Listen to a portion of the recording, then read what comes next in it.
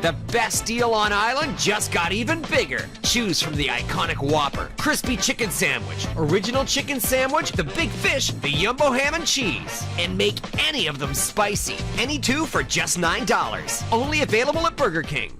Feast mode activated. There's always room at the family table, and Foster's is there to keep everyone fed.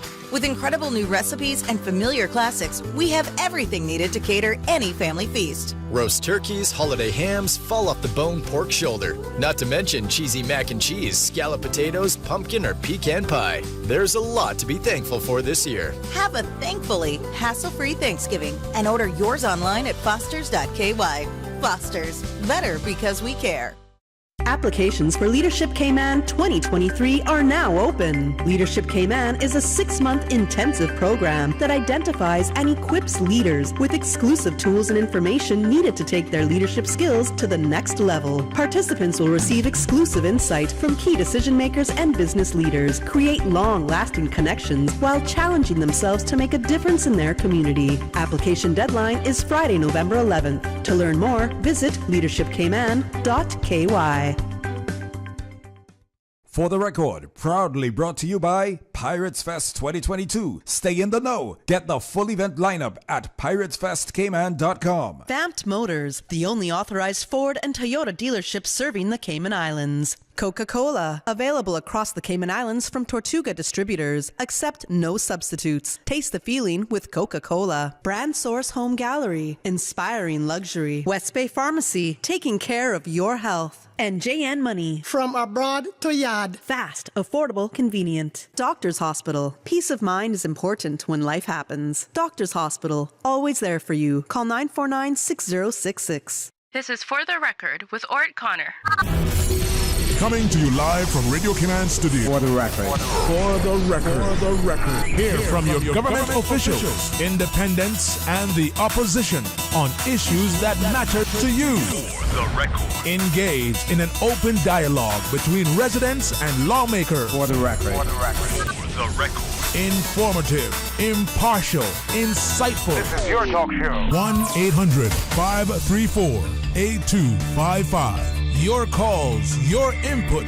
This is For the Record. And now, your host, Orett Connor.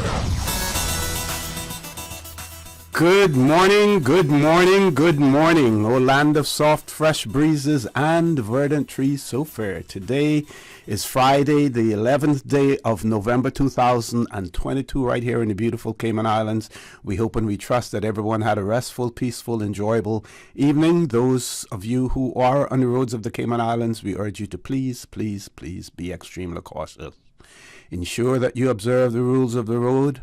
Remember, the life you save may just be your own. In the absence of signage reminding you to use your indicators when navigating roundabouts or whenever you're making any change of direction while driving, please remember to do so as well. And we know that the National Roads Authority, they are working feverishly to get those signages up to remind you of that as well. Meanwhile, with the prompting of Miss Sharon Ebanks, we also want to remind you to use your indicators. For those of you who are celebrating a birthday today, we want to wish you a happy birthday, or if you celebrated one over the past few days, a belated happy birthday to you, and to remind you that the For the Record birthday shout-outs are proudly brought to you by life insurance agent Michael Webster from Cayman Insurance Center. Live your best life and make sure your family can too is his motto and his reminder to you as well. Live your best life and make sure your family can too. For those of you who have lost loved ones, we want to extend our sincere condolences to you.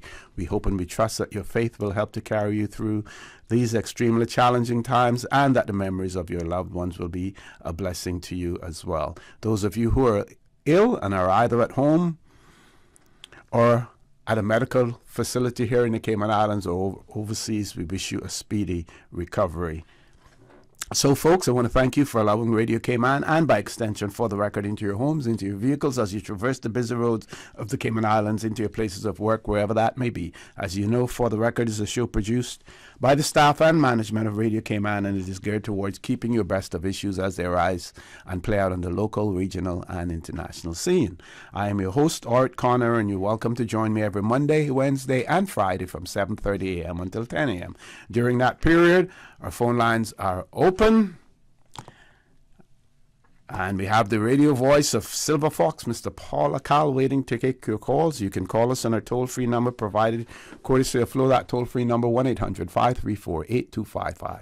You can also call us on 949-8037 and 949-6990. Email us at fortherecord, one word, fortherecord at candw.ky.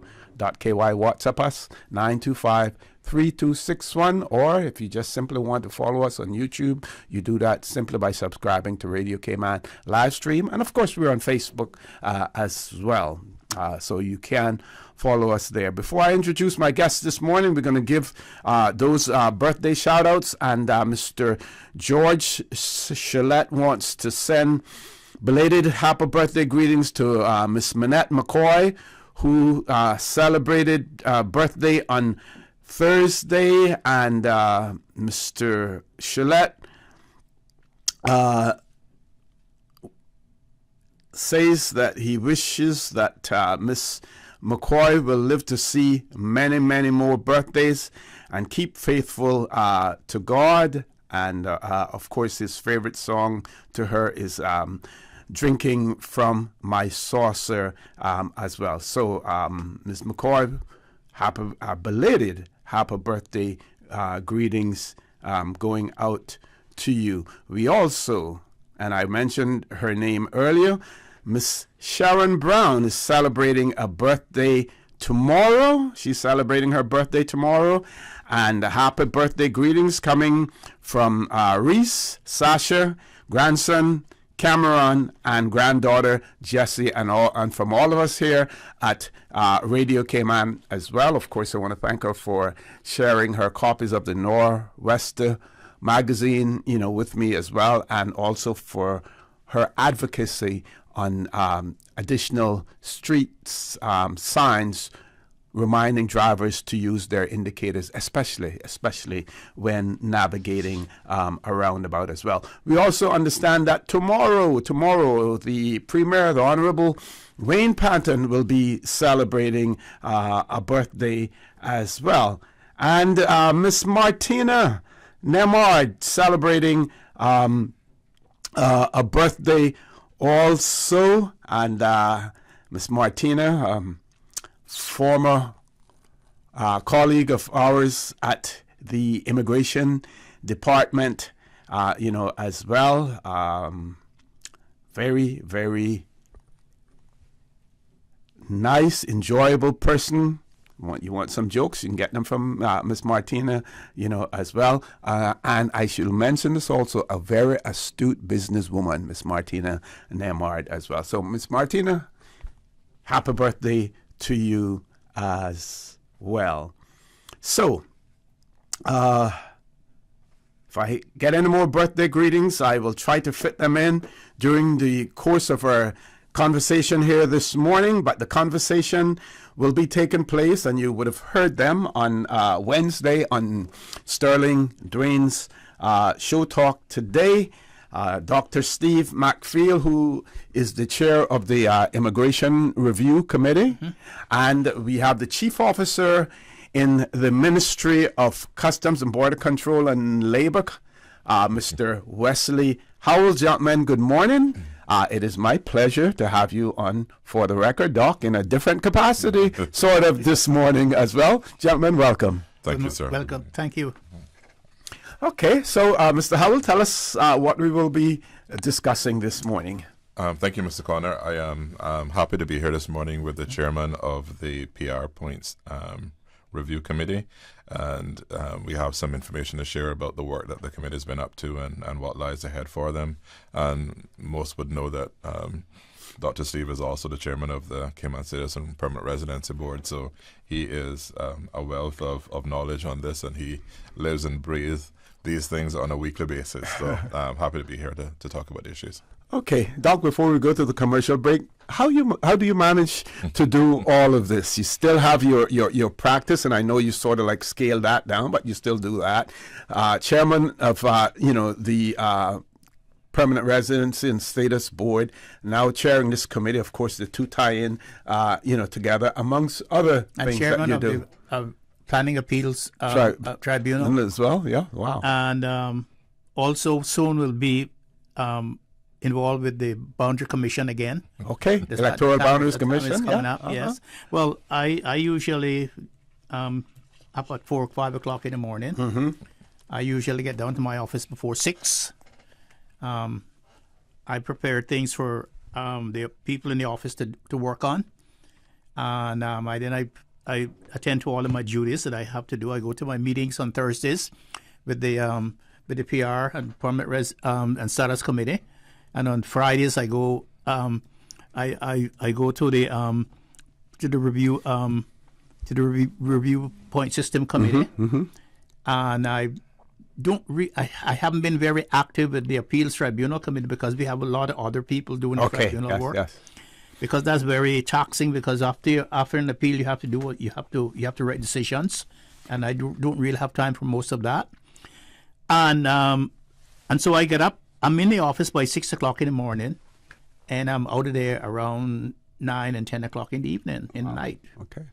Okay. So my day is taken up. I don't have time left, so I put in a lot of time that I have out here, because I know when I'm gone, I'm gone. and so I work as hard as I can and try to get things as done quickly as possible as I can and as much as I can, so that I can leave something behind when I go. And that activity keeps you here longer with us, as a matter of fact. Yes, rather than sitting around and remaining dormant, you're I'm not and the brain is working all. I'm not a sit-arounder, and then in the meantime, I'm researching. Articles and going on the computer and looking to see what's happening in the rest of the world and keeping up to date. Yep. Okay, so gentlemen, we're going to take our first commercial break. Folks, we're going to have the phone lines closed off, Paul, for a while, and hopefully at some point in time, because the two gentlemen are going to be with us until 10 o'clock this morning, so we will hopefully have enough time to take some calls as well. Folks, please stay tuned. For the record, we'll be back shortly. The Cayman Islands boasts of a long, colorful, and rich history. In tribute to our roots, Radio Cayman, the voice of the Cayman Islands, is pleased to bring you the Historical Vignette Series, brought to you by Rotary Central. For more than 110 years, Rotary members have used their passion, energy, and intelligence to take action on sustainable projects. The Cayman Islands, He hath founded it upon the seas. The Wesleyan Ministry Society saw its rise between 1837 and 1844. The central figure to the movement was Reverend James Atkins, with his opening visit in May of 1837. Now, while Reverend Atkins praised his predecessor, Reverend David Wilson, on his friendly demeanor, Reverend Atkins did not express content with his other views. In his writings to the Wesleyan Ministry House in London, Reverend Atkins wrote of the conditions of the churches and his concern of the spiritual condition of the people, saying they were living without God or hope in the world. Atkins also emphasized his contempt for the culture and physical differences which were still in place from the former masters compared to their former slaves. Radio Cayman's Historical Vignettes was brought to you by Rotary Central. For more than 110 years, Rotary members have used their passion, energy, and intelligence to take action on sustainable projects. The Rotary Central Music Extravaganza is Saturday, November 26th. Your ticket, your chance, your prize. Grand prize, $40,000. Second prize, $4,000. 6 $1,000 prizes and more. Get your $25 tickets now through Rotary Central members, Rotary Central ticket sellers, eventpro.ky, or WhatsApp Rotarian Annie Rose Scott in Cayman Brac at 916-7310. The Rotary Music Extravaganza at Salty's Grand Harbor. Performances by Heat, Fabulous 68, and CNB. November 26th.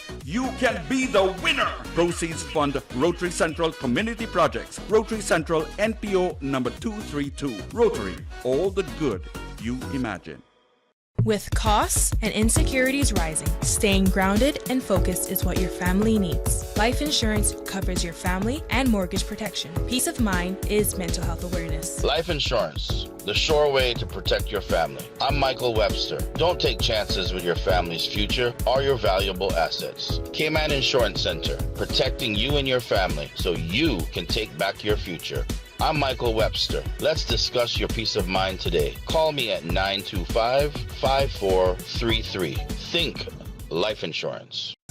At Doctors Hospital, we know life happens, and usually when you least expect it. So when unexpected medical issues arise, you need quality care close to home. Located in the heart of Georgetown, our accomplished team of physicians and medical staff treat minor urgent conditions such as migraines, chest and abdominal pain, shortness of breath, burns, broken bones, open wounds, and more. 24 hours, 7 days a week with no appointment necessary. Peace of mind is important when life happens. At Doctors Hospital, we're always here just for you. Need to speak to someone? Call 949-6066.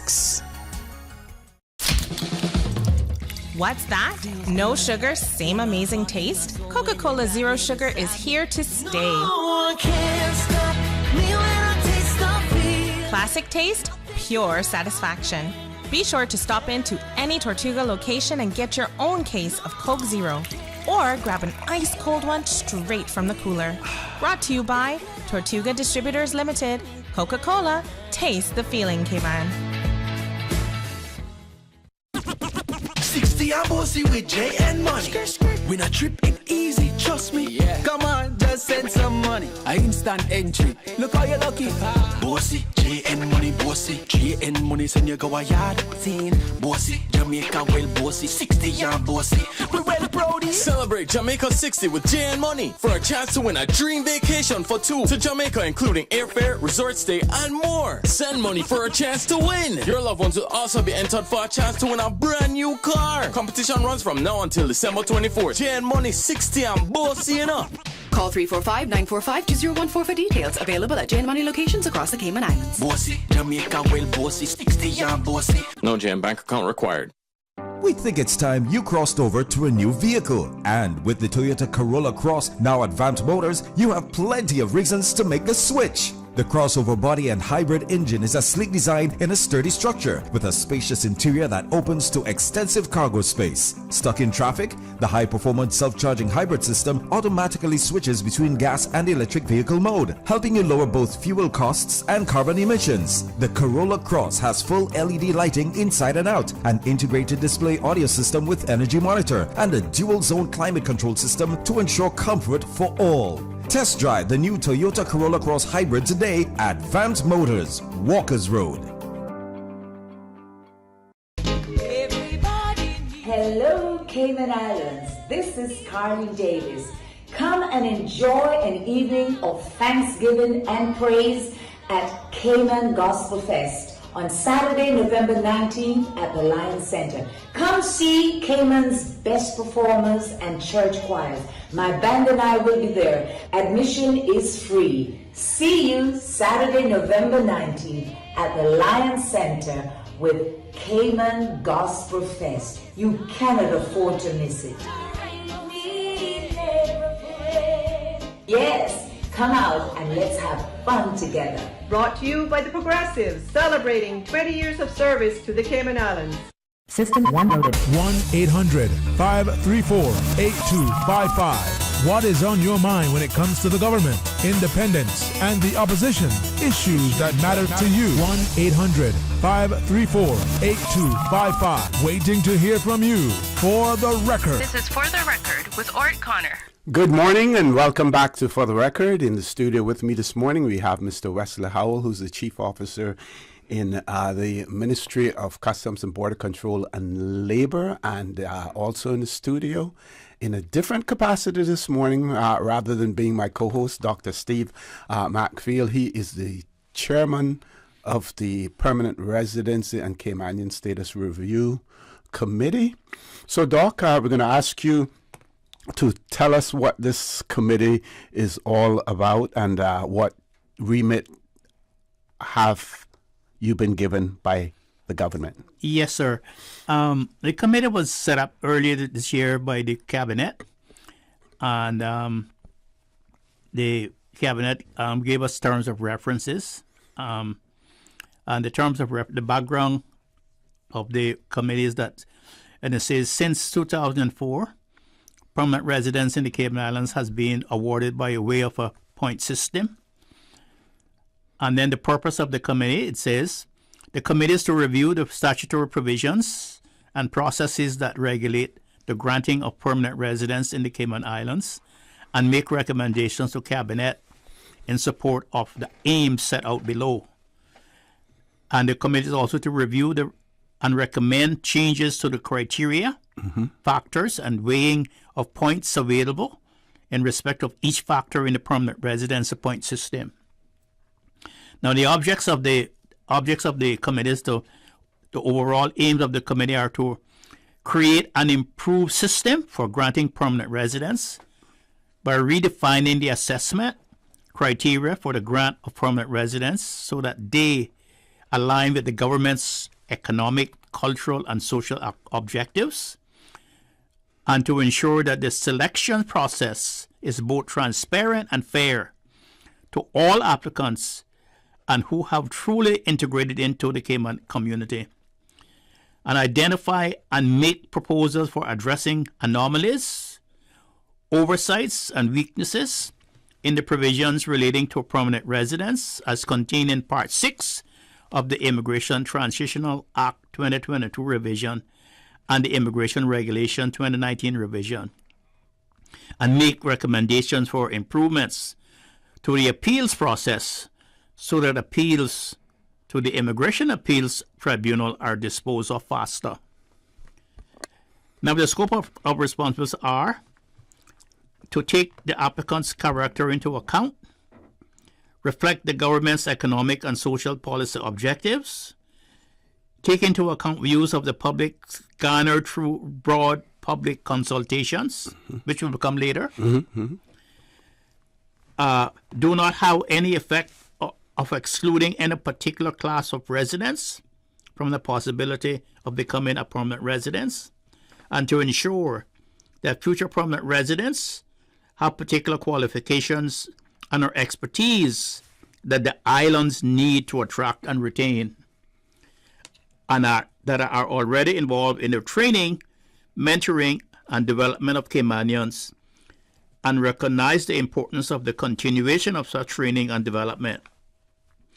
And they must have the skill set and expertise that is not already available in adequate measures in the islands and will not be in the foreseeable future, so as to prevent positions from being permanently blocked for Caymanians who are currently in the workforce or will shortly qualify to take such jobs and are of long-term social and economic benefit to the islands and who have shown a clear willingness to accept and embrace Caymanian values and culture. The committee shall also devise and revise permanent residency points system so that it is transparent to the extent that a prospective applicant for permanent residence should be capable of accurately assessing himself against the criteria other than in respect of the deductible components. And the committee shall also review the provisions of the Immigration Transition Law revision and immigration regulations relating to permanent residence in order to identify and make recommendations for addressing any anomalies and weaknesses that currently exist.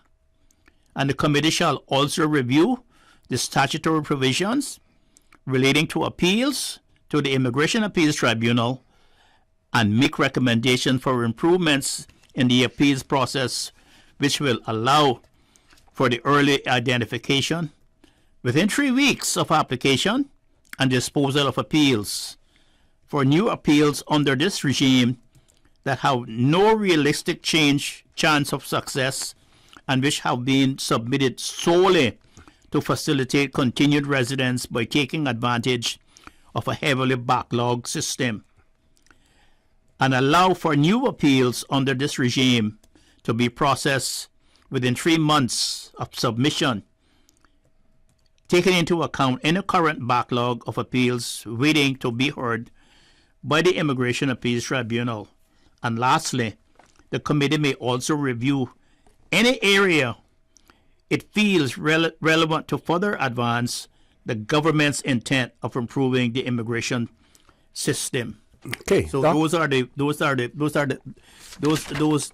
our mandate, and the things that the committee will be looking into. Excellent, excellent. Folks, that's a good point for us to take our break for our 8 o'clock news. When we return, the conversation with Chief Officer Mr. Wesley Howell and Chair of the Permanent Residence Review Committee, Dr. Steve Matfield. So please stay tuned for the record. We'll be back shortly.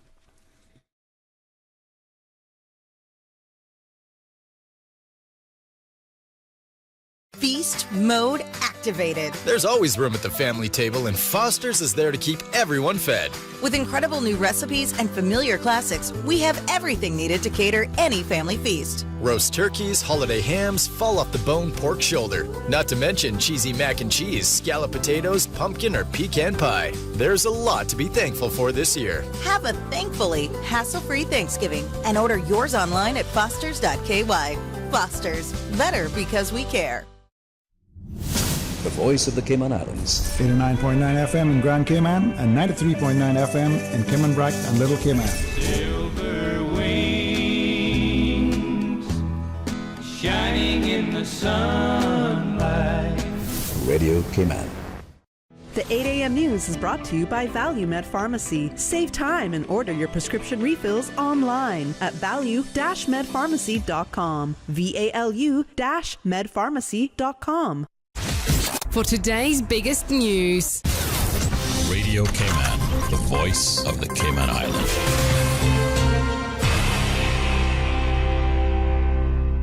For news, I'm Carsley Fuller. Government presents the draft food and nutrition security policy to Cayman's business community.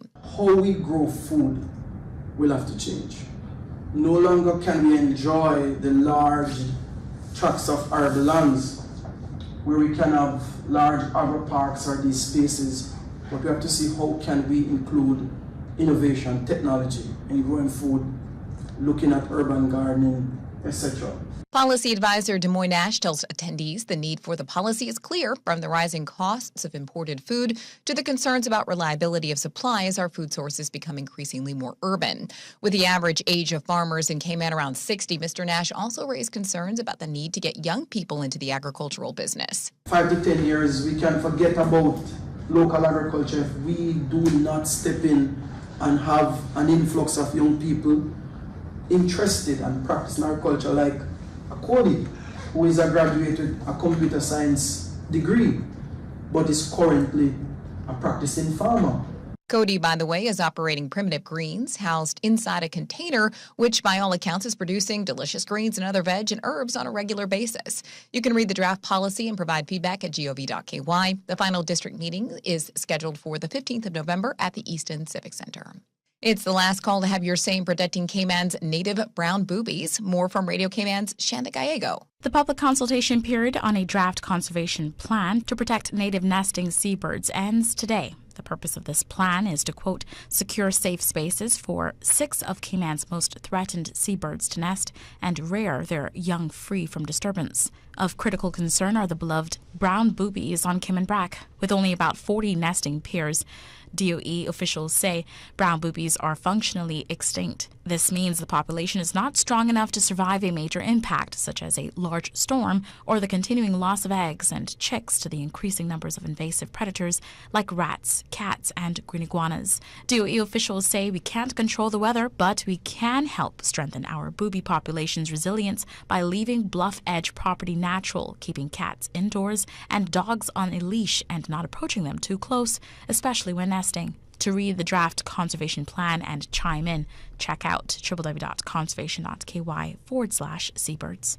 Shanda Gallego, Radio Cayman News. Normal garbage collection services are taking place this Remembrance Day on Sunday. The Department of Environmental Health says the collection schedule will remain as per the regular week, including operations in the recycling center. However, the landfill will be closed on November 14th. The landfill drop-off facility at the gate will remain accessible to the public and small vehicles, though, 24 hours per day. Now with the check of international news, here's the BBC, which will take us out of the newscast. I'm Karsley Fuller from Radio Cayman's newsroom. This is the BBC News. The main road bridge from the southern Ukrainian city of Kherson has been partially destroyed. Russian troops had been using the Antonovsky Bridge to pull back to the eastern side of the Dnipro River. The Defense Ministry in Moscow says the withdrawal is now complete, but witnesses suggest some Russian soldiers remain stranded. France and Italy have exchanged insults during a dispute about who should take in the thousands of migrants who cross the Mediterranean each year. France has described Italy's behaviour as inhumane and selfish. The Italian Prime Minister, Giorgia Meloni, condemned the remarks as aggressive. China is relaxing some of its tough anti-COVID rules in a potential step towards reopening to the outside world. Mandatory quarantine for international travellers and close contacts of positive cases will be cut by 2 days. The announcement helped to boost share prices on Asian markets. People living in a town in western Ethiopia that was recently seized by Oromo rebels say an airstrike has killed many civilians. Government forces have been trying to retake Mendi from the Oromo Liberation Army.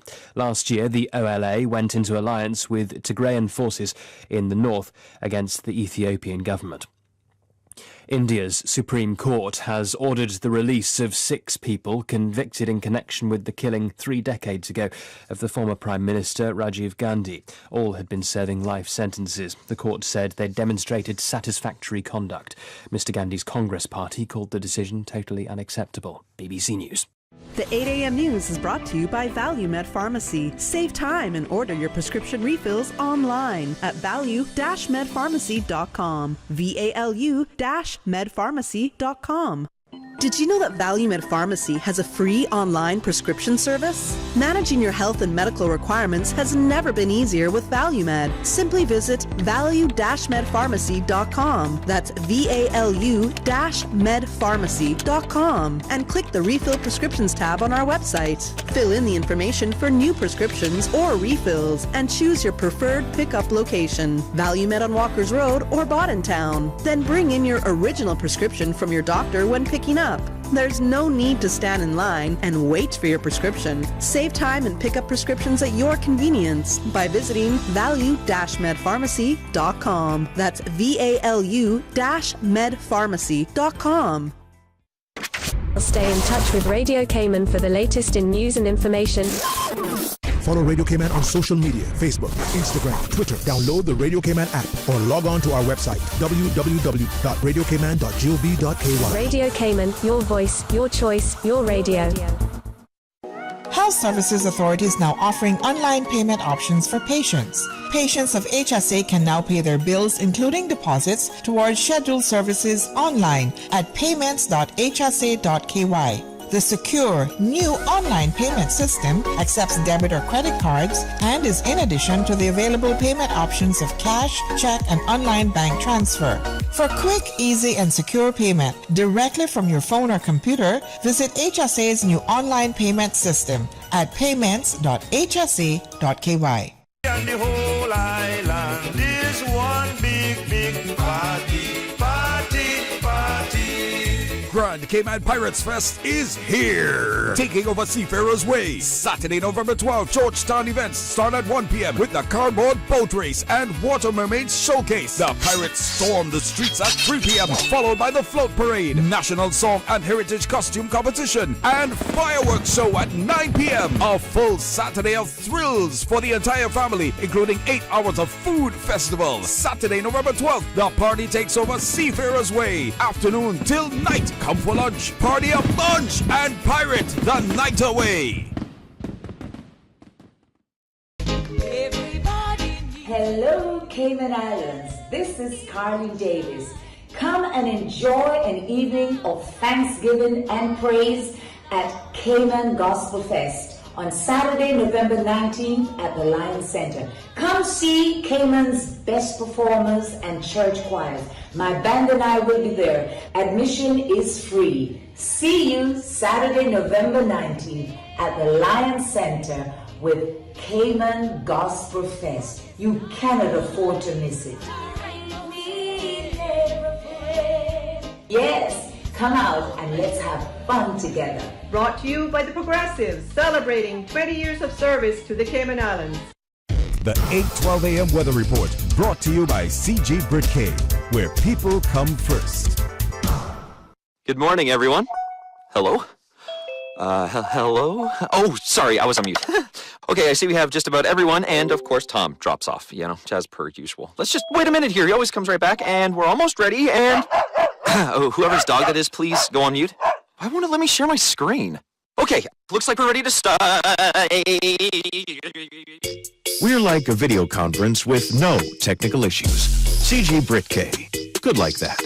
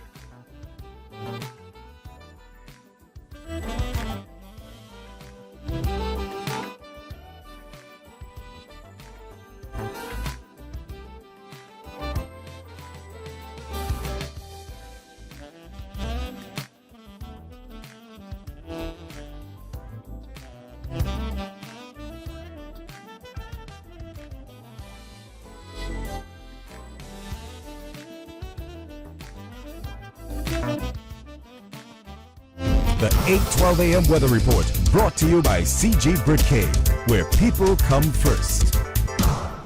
Head east on Cove Road. Sharp left on Church Street. Sharper left. No, your other left. Did I say left? No, you missed it. Okay, I'm lost. With money-saving bundling options for home and motor, we're like a GPS that doesn't steer you wrong. CG Brit K. Good like that. Let's stop and ask for directions. The traffic report is brought to you by Subway. Planning a meeting, event, or office celebration? Visit subway.ky to place your catering order today.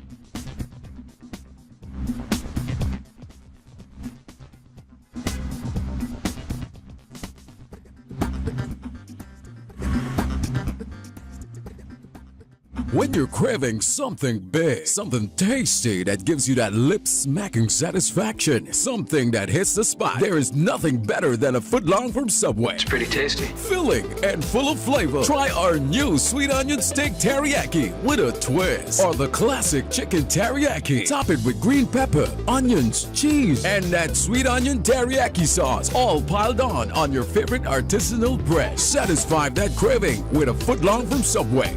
Fresh, delicious, tasty, meaty. Let's make it a meal with a drink, chips, and cookies. There is nothing better than a footlong from Subway. The traffic report is brought to you by Subway. Planning a meeting, event, or office celebration? Visit subway.ky to place your catering order today. After a storm, be sure to immediately report any broken or damaged water mains to the Water Authority. Our emergency helpline is 946-HELP. That's 946-4357. For more useful hurricane preparedness tips, visit the Water Authority's website at www.waterauthority.ky or follow us on social media. Applications for Leadership Cayman 2023 are now open. Leadership Cayman is a 6-month intensive program that identifies and equips leaders with exclusive tools and information needed to take their leadership skills to the next level. Participants will receive exclusive insight from key decision makers and business leaders, create long-lasting connections while challenging themselves to make a difference in their community. Application deadline is Friday, November 11th. To learn more, visit leadershipcayman.ky. Healthcare Pharmacy, caring about your health for the past 25 years. Radio Cayman's premier health show. Alzheimer's and dementia, are they the same disorder? Yeah, I think that's a very important question.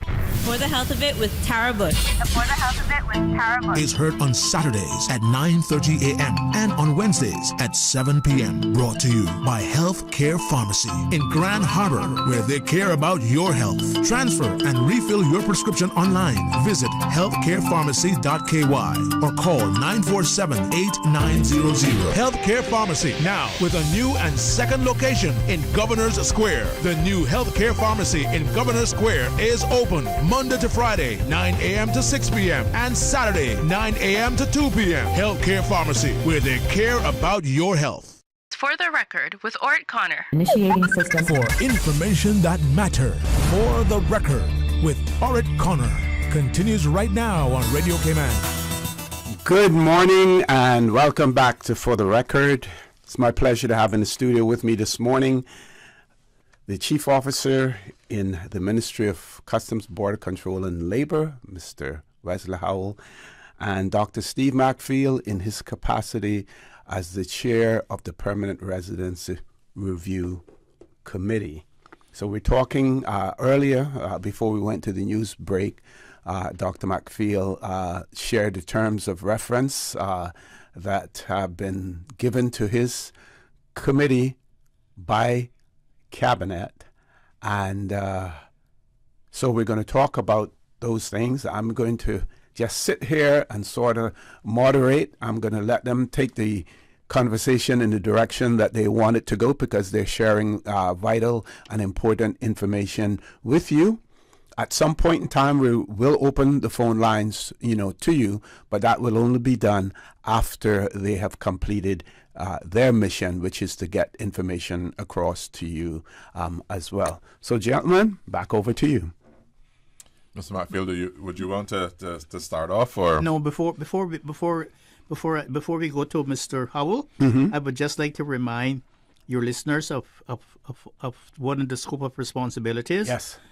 That we have, and that is to take into account views of the public garnered through broad public consultation.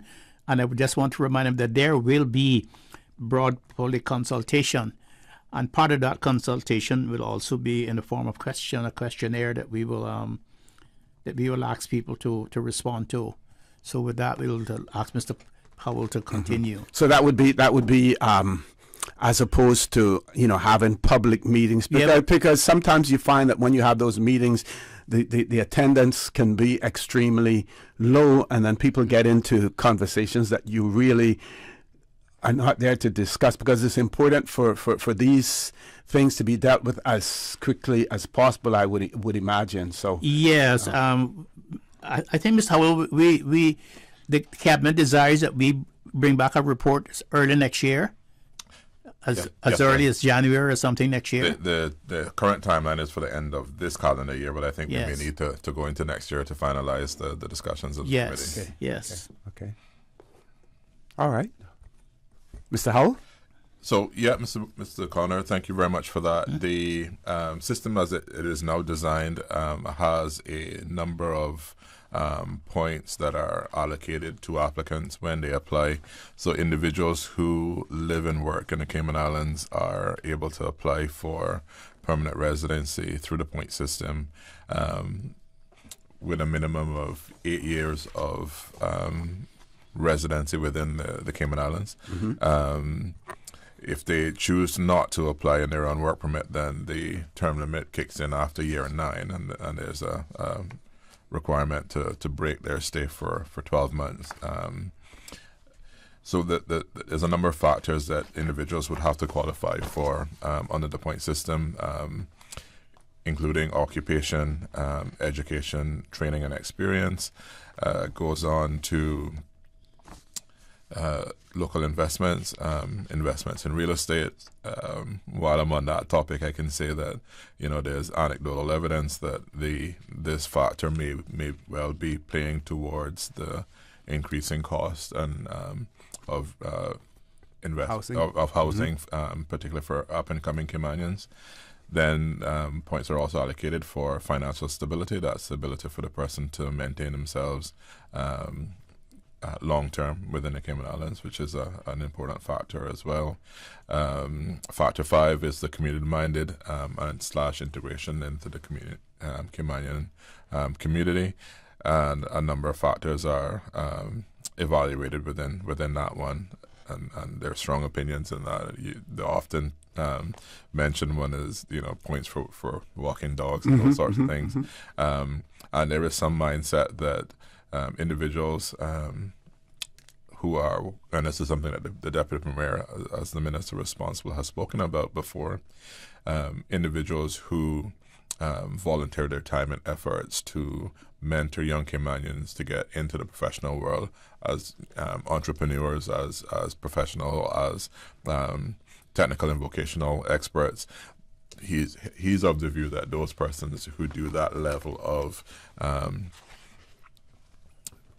integration with developing our Caymanians should be allocated top points for those on that sort of sliding scale.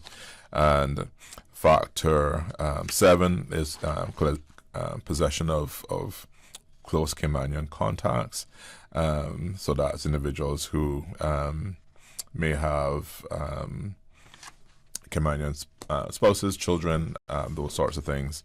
There are factors for demographic and cultural diversity. So if you're from a country whose population is quite small in Cayman, you would get maximum, you get more points.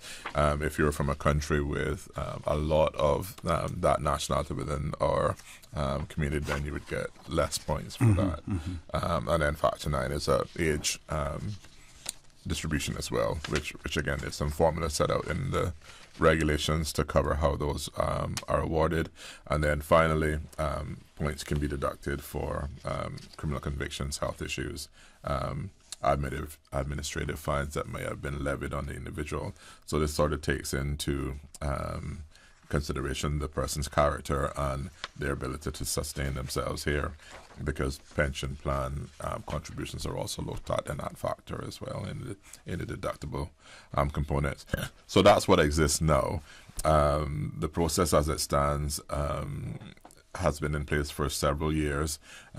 You can remember when it was first envisioned, particularly around the occupation and the rareness of the occupation, there was a bit of a disconnect between what was proposed, what was not proposed, what was documented and required by law, and what could be had by matching the data that was available through ESO and the data that was available from the Immigration Department, and there was a bit of an impasse. The Rich report was a part of some recommendations to move that forward, and a bit of a band-aid approach was given where everybody was given maximum points because of that sort of issue. Right. So that's one of the things that this committee has to look at is how can we design a process where the scarceness of the occupation and not just within the Cayman Islands, sort of worldwide, scarceness can be factored in, and persons allocated points based on that. So that's the work that's set out in addition to the terms of reference that the chairman read earlier. And I think we should remind our audience also that at one point in time there was a principle that was applied or system that we had in place, that key employee status, and that was the one that basically allowed employers to a certain extent to determine who would get permanent residence, because they were the ones who would designate a person as a key employee, and it was only those persons who were key employees would be able to move on and qualify for permanent residency as well. Could we talk a little bit at some point in time? I don't want to throw you off your talking points and everything, but at some point in time, talk about if you're also empowered to look at the future impact that the granting of permanent residence will have on the Cayman Islands, especially on government resources. If, for instance, if we look at the situation and we see where persons are applying for permanent residence simply because they want to be able to remain in the Cayman Islands and continue to work and earn a living and earn money to be able to remit to their families overseas as well. If that is their objective, as opposed to residing permanently in the Cayman Islands for other reasons, should we be looking at that separately, and then at the same time looking at those persons who are looking for security of tenure to be able to live in the Cayman Islands after working? Because I'm sure that there are going to be situations arising where, based on the person's income, financial means and everything, that there is always that possibility that upon retirement they may have to rely on the goodness of the state to be able to continue to live in the Cayman Islands. No, absolutely, and I think that was covered in the within the terms of reference as well. But specifically, the committee has been talking about some facility that would exist that would give some additional surety of tenure for workers, but would not lead to a permanent residency criteria. And in some respects, Mr. Chairman read it earlier, where it is a known fact that individuals are putting in applications for permanent residency when they know at the beginning of their application process that they have their circumstances would not allow them to amass the 110 points. So they may apply and have 50 points, in which case they get to continue to work for the period of time that application is going through the process of being considered. And then whenever that's finished, they may even appeal that at some point and then continue to work until that is exhausted. They take their break at that point and go on. So there is strong evidence that individuals want to be able to continue to work and support themselves and their families overseas, and not necessarily want to take on permanent residency.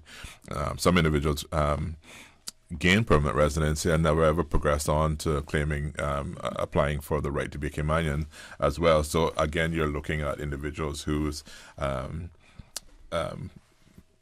actions show that they really are interested in working, that they intend to retire back in their country of birth or the country they were previous to here. In some instances, because we're a very high cost jurisdiction, some folks can't afford to retire in this jurisdiction. So that evidence is there as well. And there are some permanent residents too who are able to obtain permanent residence from other permanent residents. Yes. By someone being permanent residents, and then they go out and they marry into other people. They marry to people from other jurisdictions, and then they're entitled to apply for permanent residence. We find that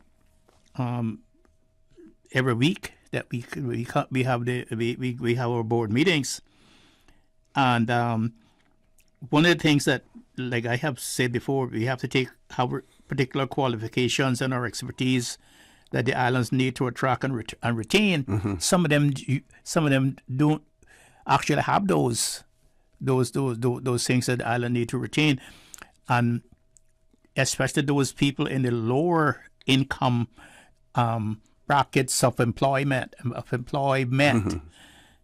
And one wonders what's going to happen to them if we continue that type of permanent residence in the long term. When they retire, how they are going to be able to maintain themselves, because some of those people, domestics, gardeners, people who clean cars, people who barbers and people who they have the nail shops and stuff. What's going to happen to them when they retire and the salary now is not able to maintain the standard of living that they had while they were working? Who's going to look after them? Mm-hmm, mm-hmm. And that is one of the things that we have to look into and take into account, the long-term effect of continue to maintain that type of permanent residence to facilitate those people. And so one of the things that we are going to look into is whether or not they should have sort of a long-term presence in the Cayman Islands by some sort of permit, some sort of permission to allow them to work long-term without having the opening the gate to permanent residence. Mm-hmm, mm-hmm. Now, I know in the past that there were some persons who advocated for the fact that and thought that in simple terms you could, when a person applies for a work permit, and after a period of time, you could get them to sign some sort of affidavit, some sort of document saying that they will not be applying for permanent residence or for Caymanian status. From a legal standpoint, is that possible? Well, that was probably before 2009, but now we have our immigration, we have our constitution, uh-huh. and just let me share it with your listeners, because that sets everything in a different light. Mm-hmm. Because Section 16 of the Bill of Rights says that with respect to the entry into or exclusion from or the employment, engagement in any business or profession, movement or residence within the Cayman Islands of persons who are not Caymanians are not subject to the Bill of Rights. The government is exempt from the first part of the Bill of Rights, which talks about discrimination. So we can in respect of entry, we can say who enters, how many people from where. In respect to exclusion, we can say how we can exclude people from the Cayman Islands, and from employment, we can say where you can be employed, what positions you can be employed in, what profession you can be employed in, and we can also say what business you can engage in, whether you can engage in this business or you can not engage in this business, and we also can say what profession that you are allowed to practice in the Cayman Islands, whether you're allowed to be a dentist or a doctor or an architect or whatever, and the movement and residence where you should live in the Cayman Islands if you're not Caymanians. That is what the Constitution gives our government the power to do, and that is not discriminatory. Okay. So we do not have now to get people to sign something to say that they will not apply, because we can tell them that you will not be able to apply for permanent residence, and that would be the law. Okay, we're going to take a commercial break. Doc, when we return, I want to come back to that issue, because I have a question from one of our listeners, and the question is, why offer the ability, the permanent residence in the first place? Why should we have that in our legislation, whether or not there are any international covenants or obligations that we're under to offer some security of tenure to anyone who comes and works in the Cayman Islands? Folks, please stay tuned. For the record, we'll be back shortly. And the whole island is one big party, party, party. Grand Cayman Pirates Fest is here. Taking over Seafarers Way. Saturday, November 12th, Georgetown events start at 1 p.m. with the cardboard boat race and water mermaid showcase. The pirates storm the streets at 3 p.m. followed by the float parade, national song and heritage costume competition, and fireworks show at 9 p.m. A full Saturday of thrills for the entire family, including 8 hours of food festival. Saturday, November 12th, the party takes over Seafarers Way. Afternoon till night. Come for lunch, party a bunch, and pirate the night away. So much happening so fast, too much. It is hard for me to follow my health care instructions. The private counseling with West Bay Pharmacy literally saved my life. At West Bay Pharmacy, we know how complex medications can be. Our pharmacists are delighted to offer you personalized one-on-one healthcare counseling, free medication review, therapeutic callbacks, and we will liaise with your physician to ensure you receive the best in quality medical care. Quality of life has a whole new meaning with the right pharmacy to support you. Thank you, West Bay Pharmacy. West Bay Pharmacy in Centennial Towers. Convenient quality care is just around the corner. Now you can WhatsApp your West Bay Pharmacy prescriptions to 516-0777. Come celebrate 53 years with big savings. Brand Source Home Gallery invites you to their 53rd anniversary sale. 1 week only, November 7th to 12th. Save up to 40% off store-wide. Sale discounts on appliances, lighting and fans, faucets, sinks, kitchen cabinets, custom closets, mattresses, housewares, and more. Come get inspired by inspiring luxury as Brand Source Home Gallery celebrates 53 years with a sale till November 12th. 209 Dorsey Drive in Industrial Park. Call 623-5000. Are you looking for a luxury handbag, wallet, and accessories? Then look no further. Visit Pena Leather Goods on 40 Royal Plaza on 8 Wood Street in Georgetown and discover brands such as Longchamp, Kate Spade, Furla, and Ralph Lauren. Pena Leather Goods provides the most luxury leather goods for men and women, whether you are shopping for yourself or for a gift. We have what you need. Visit Pena Leather Goods on 40 Royal Plaza on 8 Wood Street next to Victoria's Secret. While shopping, enjoy special offers in store. See you soon. Hello, Cayman Islands. This is Carly Davis. Come and enjoy an evening of thanksgiving and praise at Cayman Gospel Fest on Saturday, November 19th at the Lions Center. Come see Cayman's best performers and church choirs. My band and I will be there. Admission is free. See you Saturday, November 19th at the Lions Center with Cayman Gospel Fest. You cannot afford to miss it. Yes, come out and let's have fun together. Brought to you by the Progressives, celebrating 20 years of service to the Cayman Islands. Tune in every Monday through Friday at 12 p.m. for Radio Cayman's Midday Newscast. Radio Cayman, the People's Station, your trusted official source for the latest news. The 12 p.m. news is proudly brought to you by Health City Cayman Islands. World-class healthcare within your reach. Friday, November the 11th, 1918 is a date and time that still echoes all across the world. That was when the war to end all wars, as it was called, ended.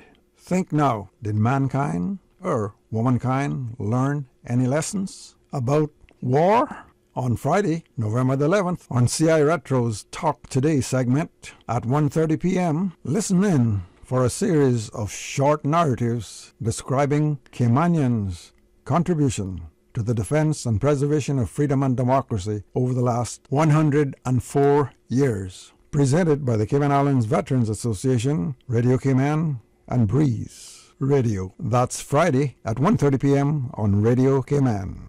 System 1 1-800-534-8255. What is on your mind when it comes to the government, independence, and the opposition? Issues that matter to you.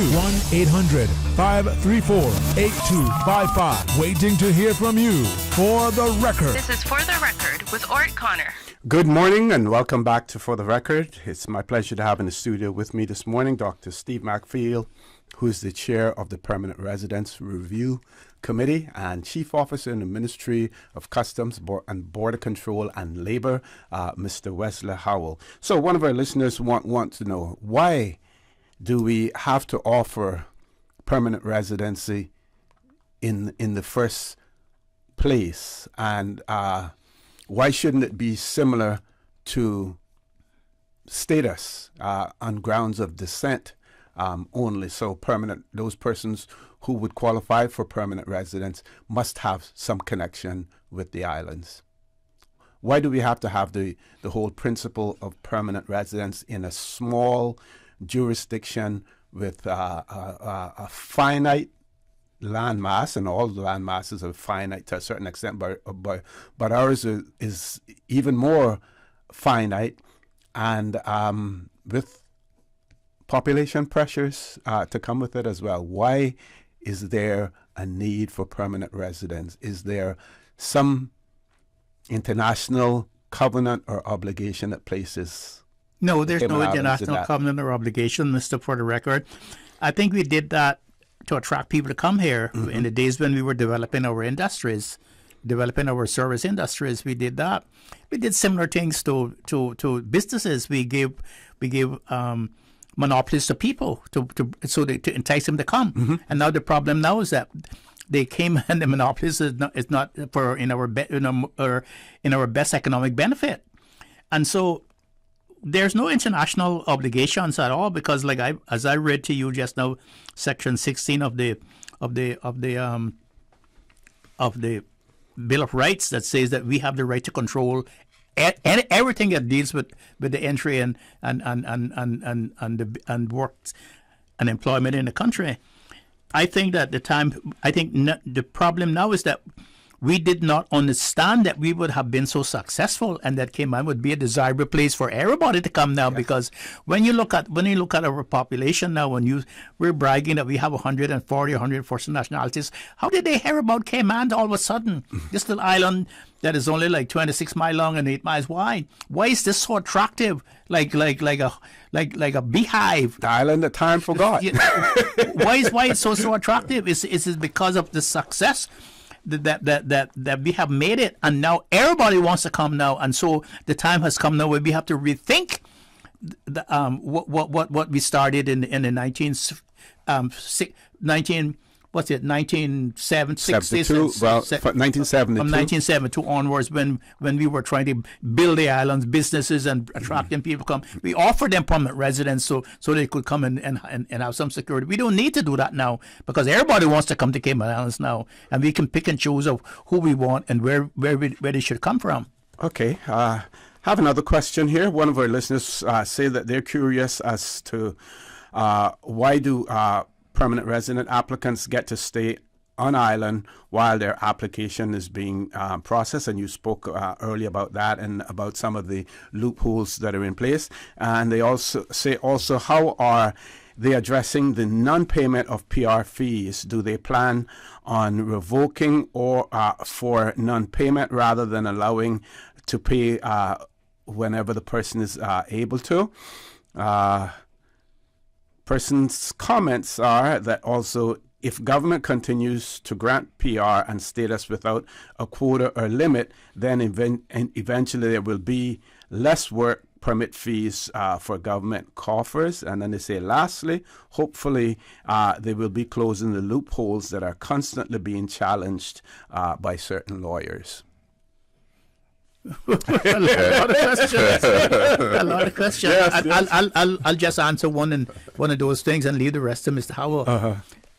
I want to tell that person, as far as the failure to pay fees, we have been acting upon that very decisively. Mm-hmm. We have been revoking and forfeiting some of the permanent residence people who were approved to pay their fees, because that's what it says. You have to pay fees. And if you don't pay the fees, then you should not be entitled to continue to work and become a permanent resident. It's simple as that. Yeah. And some people, and we take case by case. It depends on some people's economic position. We understand, like COVID and things like that. Some people were not working, and some people were locked down. But there are people who flaunt the law, refuse to pay, sometimes for $50,000 to $60,000. Oh. And we said, no way, we're not going to allow you to get away with that. And we have been forfeiting and revoking some of those permanent residency for those people who refuse to pay. Yeah, because being a scofflaw is certainly not a good demonstration of being a good citizen. Exactly. Doesn't say a whole lot about your record. So you want to talk the loopholes? You mentioned that's one of your remits that you have to look at in the legislation as well. Absolutely, and to start with the quotas first. So quotas is one of the things that the committee is considering. Of course, with quotas, like a point system, we need to design a mechanism for which the quotas would be fair and transparent as well. So that would present some challenges. There are countries that are already doing that around the world, most definitely. But that is definitely one of the considerations, as well as another facility that allows person to work without actually applying for that permanent residency category. Remind me of the questions again, Mr. Connor. They were coming fast and furious. They were all excellent questions. So that one had to be closing the loopholes, which are being constantly challenged by certain lawyers. And then they also say that if you continue to grant PR and status, there will be less work permit fees for the government. So the government is likely to forfeit work permit fees if especially status is granted, because with PR, if you obtain PR with the right to work, like Dr. Macfield pointed out before, you still have to continue to pay those applicable fees. Yes. So to some extent, the growth of the economy has made it so that the persons that progress on to become Caymanian and therefore don't pay fees for right to work have been replaced by persons who are continuing to pay. So the data is that our work permit fees are actually up as a reflection of the actual growth of the economy, particularly in the financial services sector, which sort of sustained the country through the COVID lockdown and whatnot. That's continuing to perform quite strongly. So that argument, at some point, if there's a worldwide reduction in growth that would then affect us, then that would come home to roost in relation to this continuous growth that funds the machinery that the work permit system caters to.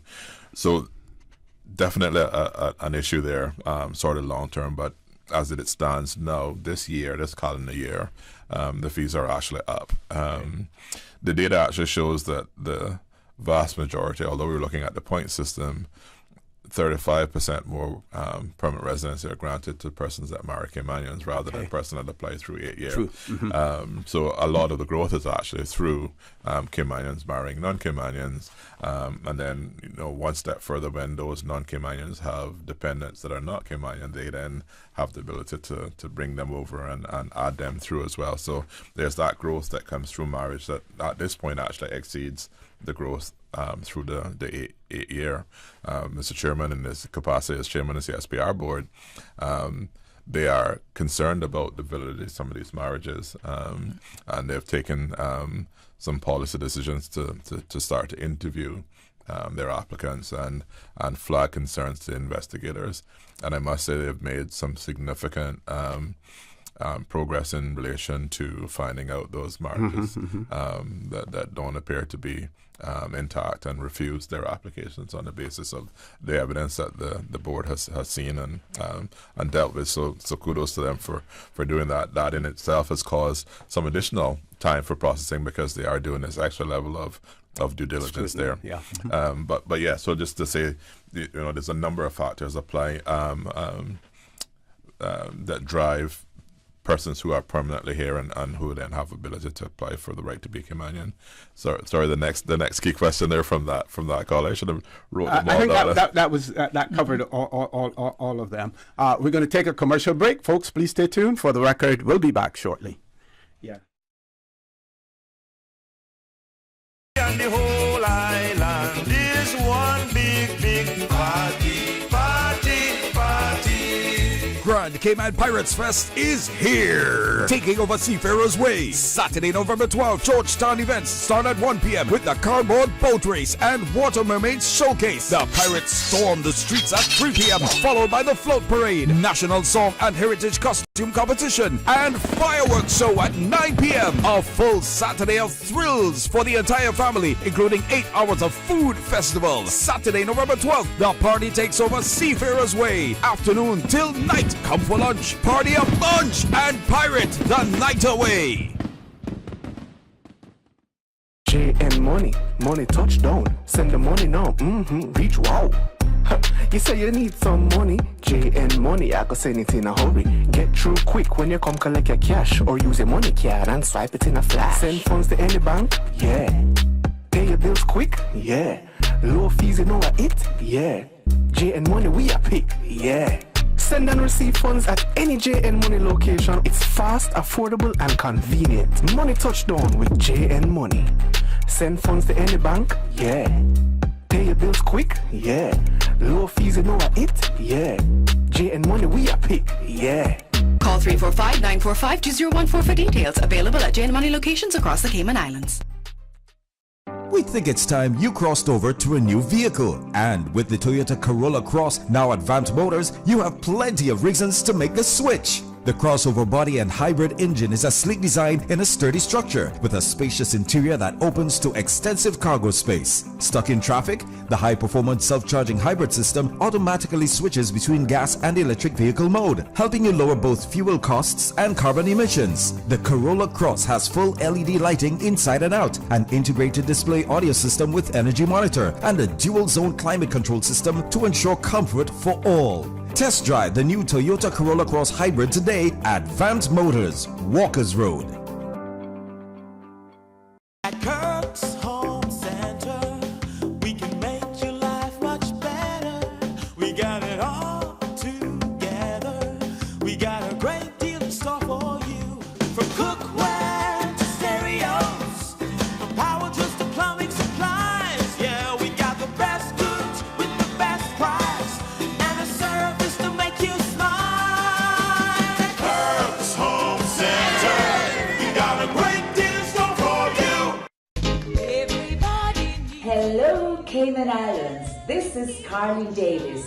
Come and enjoy an evening of thanksgiving and praise at Cayman Gospel Fest on Saturday, November 19th at the Lions Center. Come see Cayman's best performers and church choirs. My band and I will be there. Admission is free. See you Saturday, November 19th at the Lions Center with Cayman Gospel Fest. You cannot afford to miss it. Yes, come out and let's have fun together. Brought to you by the Progressives, celebrating 20 years of service to the Cayman Islands. Let me tell you something. I've been fishing our island since I was a boy, and it's getting harder and harder to get a good catch. Maybe it's because there are so many more people in Cayman than ever before. Maybe it's because of how the climate is changing. I don't know about that, but I do know that I want to be able to keep fishing and teach my children to fish one day as well. So it makes sense to me that we have certain areas and certain times of the year to fish for certain things. It feels unfair not to be allowed to fish where my dad taught me to fish, but I know that being patient now means we can keep fishing for many more generations. We're all in this together, right? For more info, download the Cayman DOE app or visit doe.ky. For the record, with Orett Connor. Initiating system. For information that matters. For the record, with Orett Connor. Continues right now on Radio Cayman. Good morning. Welcome back to For the Record. In the studio with me this morning, the chair of the Permanent Residency Review Committee, Dr. Steve McField, Chief Officer, Mr. Wesley Howell. We're talking about the work of the review committee, the remit given to them, some of the processes that will be observed during the review, including public consultation, which is likely to be more in terms of submitting your concerns. But also this morning, for the record, we'll give you an opportunity to air some of your concerns as well. And I know that most people are chopping at the bit, wanting to call in, and we will give you an opportunity to do that as well. So hang in there. We will be taking calls in a while. Meanwhile, the first part of the question that someone submitted had to do with why do PR applicants get to stay on island while their applications are being processed? So, as it currently stands, the legislation does provide for a facility called permission to continue working, CW, that persons can apply for while their application is being considered.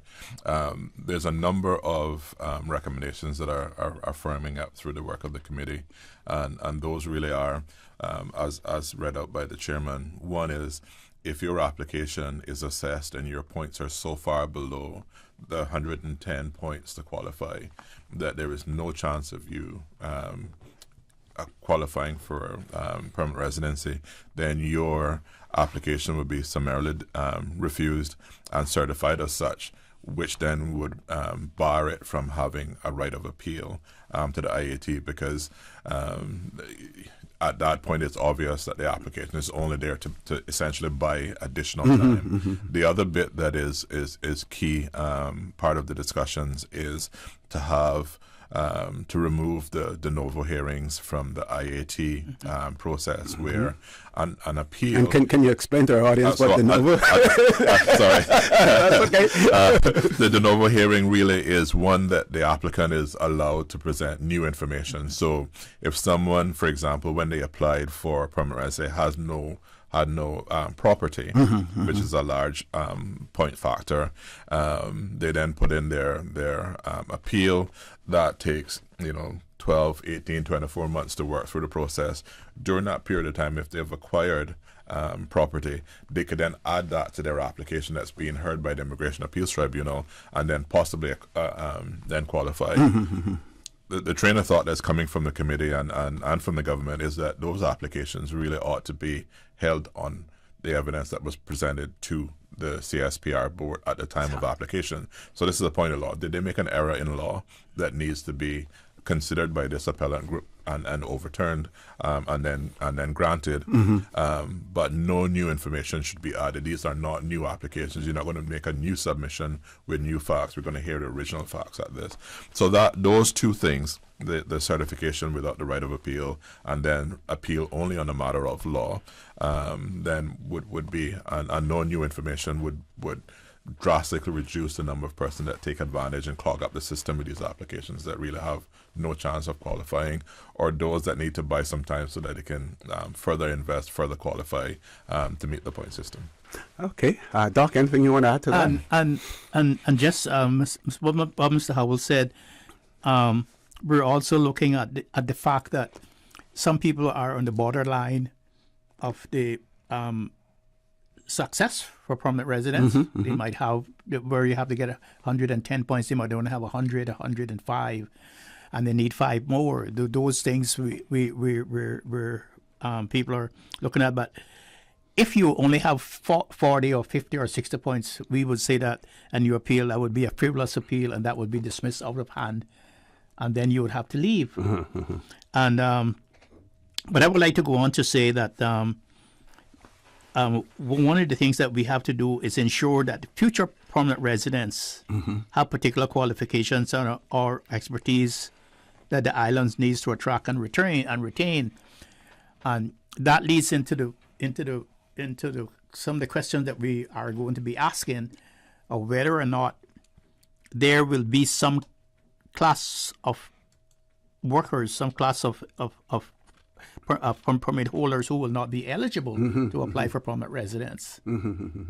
Because at the end of the day, while you want to have legislation that at least offers some security of tenure to those persons who who have worked in the Cayman Islands, I would imagine that the main obligation of the government and the policies that are in place, the main obligation is really to look out for the interests of the people of the Cayman Islands. That should be first and foremost. Yeah, well, we have to reflect. We have to take into account and reflect the government's economic and social policy objectives, and those objectives is not to have a burden on the government economically, or to have a burden on the people, on the people, and to build a population where we have a lot of social discourse, social discourse, and not the social discourse, but social, disharmony. Social, yes, disharmony, and that can easily happen. That can easily happen when people do not have the economic means to be able to look after themselves properly. Good point for us to take a break for our headline news, folks. When we return, the conversation with Chief Officer Mr. Wesley Howell and Dr. Steve McField, the chair of the Permanent Residency Review Committee, will continue, so please stay tuned. You are listening to Radio Cayman, the voice of the Cayman Islands. Today's biggest news. Radio Cayman, your voice, your choice. Local, regional, international. This is Headlines from Radio Cayman's newsroom. Today's biggest news. The public consultation period on a draft conservation plan to protect Cayman's native nesting seabirds ends today. The purpose of this plan is to secure safe spaces for 6 of the most threatened seabirds to nest and rear their young. To read the draft conservation plan, head to conservation.ky/seabirds. Russia's defense ministry says it has completed its withdrawal of troops from the key city of Kherson in Ukraine's south. All soldiers were moved across the river to the eastern bank early this morning. No military equipment or weapons were left behind on the west bank. Kherson remains the only regional capital to have been captured by Russia since the invasion began in February, so losing it is a significant blow. But the Kremlin's spokesman has denied it as being a humiliation for Vladimir Putin. Pictures from the ground appear to show that the bridge used by Russian troops to evacuate has now been destroyed. It's unclear what caused the bridge to collapse. Some Russian sources claim that they destroyed it themselves, having completed the withdrawal process. Meanwhile, President Volodymyr Zelensky said overnight that Ukrainian forces had retaken dozens of towns and villages as they advanced towards Kherson City. Those are your headlines. I'm Karsley Fuller. For the latest in news and information, follow Radio Cayman on social media, Facebook, Instagram, Twitter. Download the Radio Cayman app or log on to our website, radiocayman.gov.ky. For the record, with Orett Connor. Initiating system. For information that matter. For the record, with Orett Connor. Continues right now on Radio Cayman.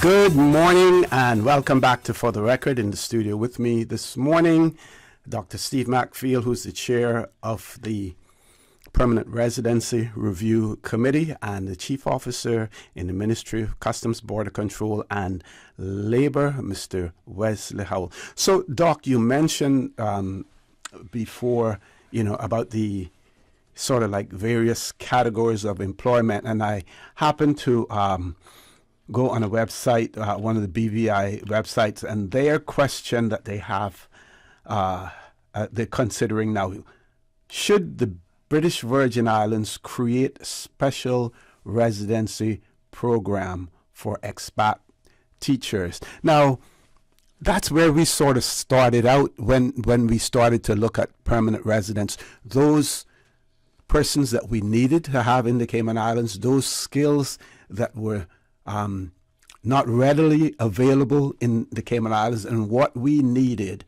to be able to successfully serve the people of the Cayman Islands. We started out like that, and then it seemed as if everything shifted towards the weight shifted towards the applicants and those desiring to remain in the Cayman Islands and work and to become citizens, as opposed to looking out for the need of the people of the Cayman Islands. That shifted somewhat.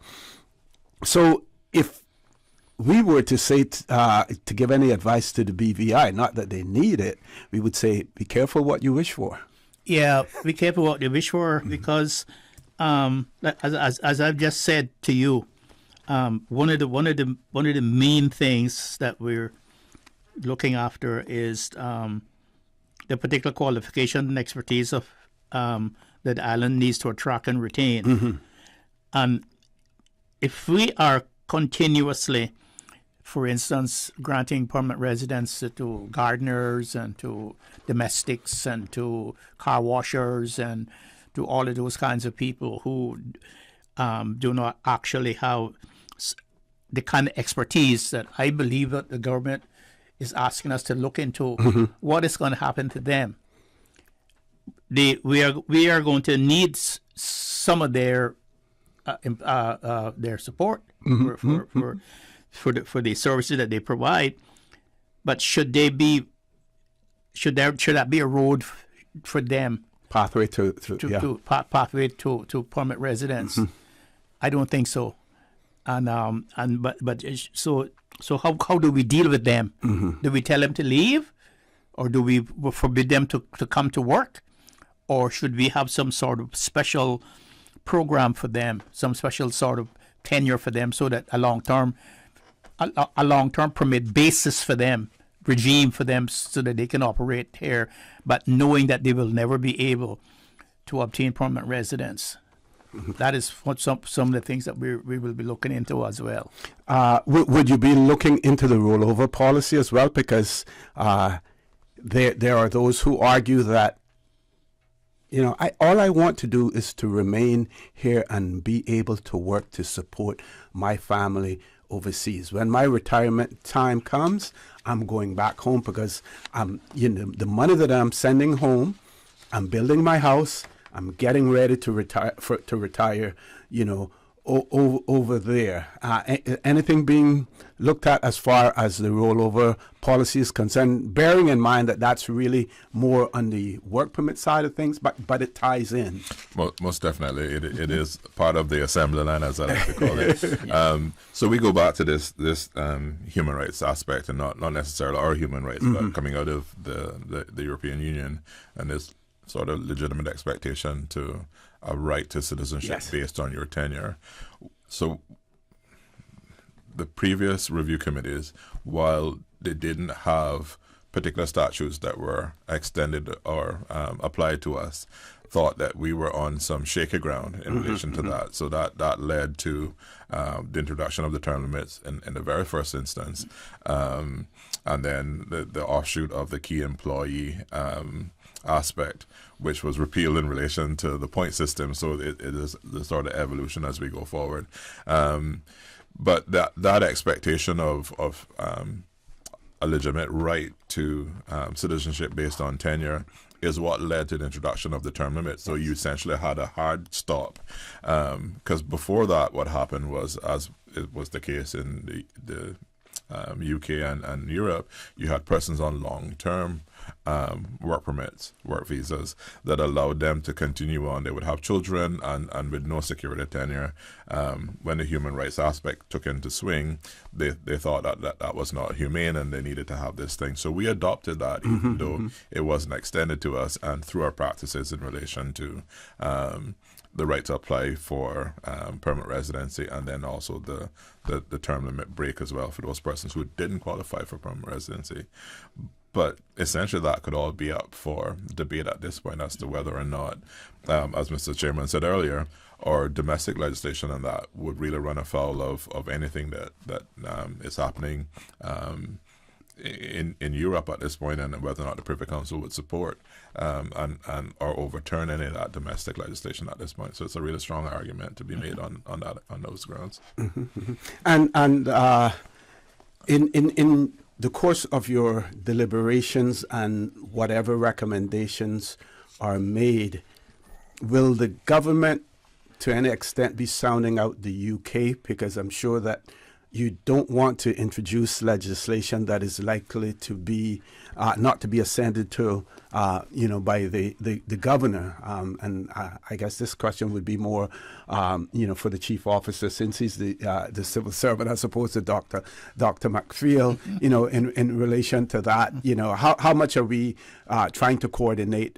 And of course, I'm sure that the UK, with the challenges that they're having now as well, must be cognizant and in some way sympathetic to the concerns that the people of the Cayman Islands have here as far as the possible loss of their traditions and their identity. Absolutely. So I'll start by saying that we have a representative on the committee from the SJ's Chambers. The Deputy Solicitor General is part of the working group, and we have been looking closely at the developments in the UK in relation to their immigration laws. And also, as an offshoot, their asylum bits, which has gone under some significant amendments most recently. So I don't think that what we're proposing would be far out of reach. These are some very sensitive and emotive topics. A lot of this drove some of the discussions around Brexit for the UK as well, in relation to some of the EU policies that they didn't want to have applied to the UK. So we are definitely ensuring that we won't run afoul of any of those constructs. But what I can say is that the amount of change that has been implemented in legislation around immigration in the UK in the last couple of years has been quite traumatic. Mm-hmm. Certainly has. Doc? And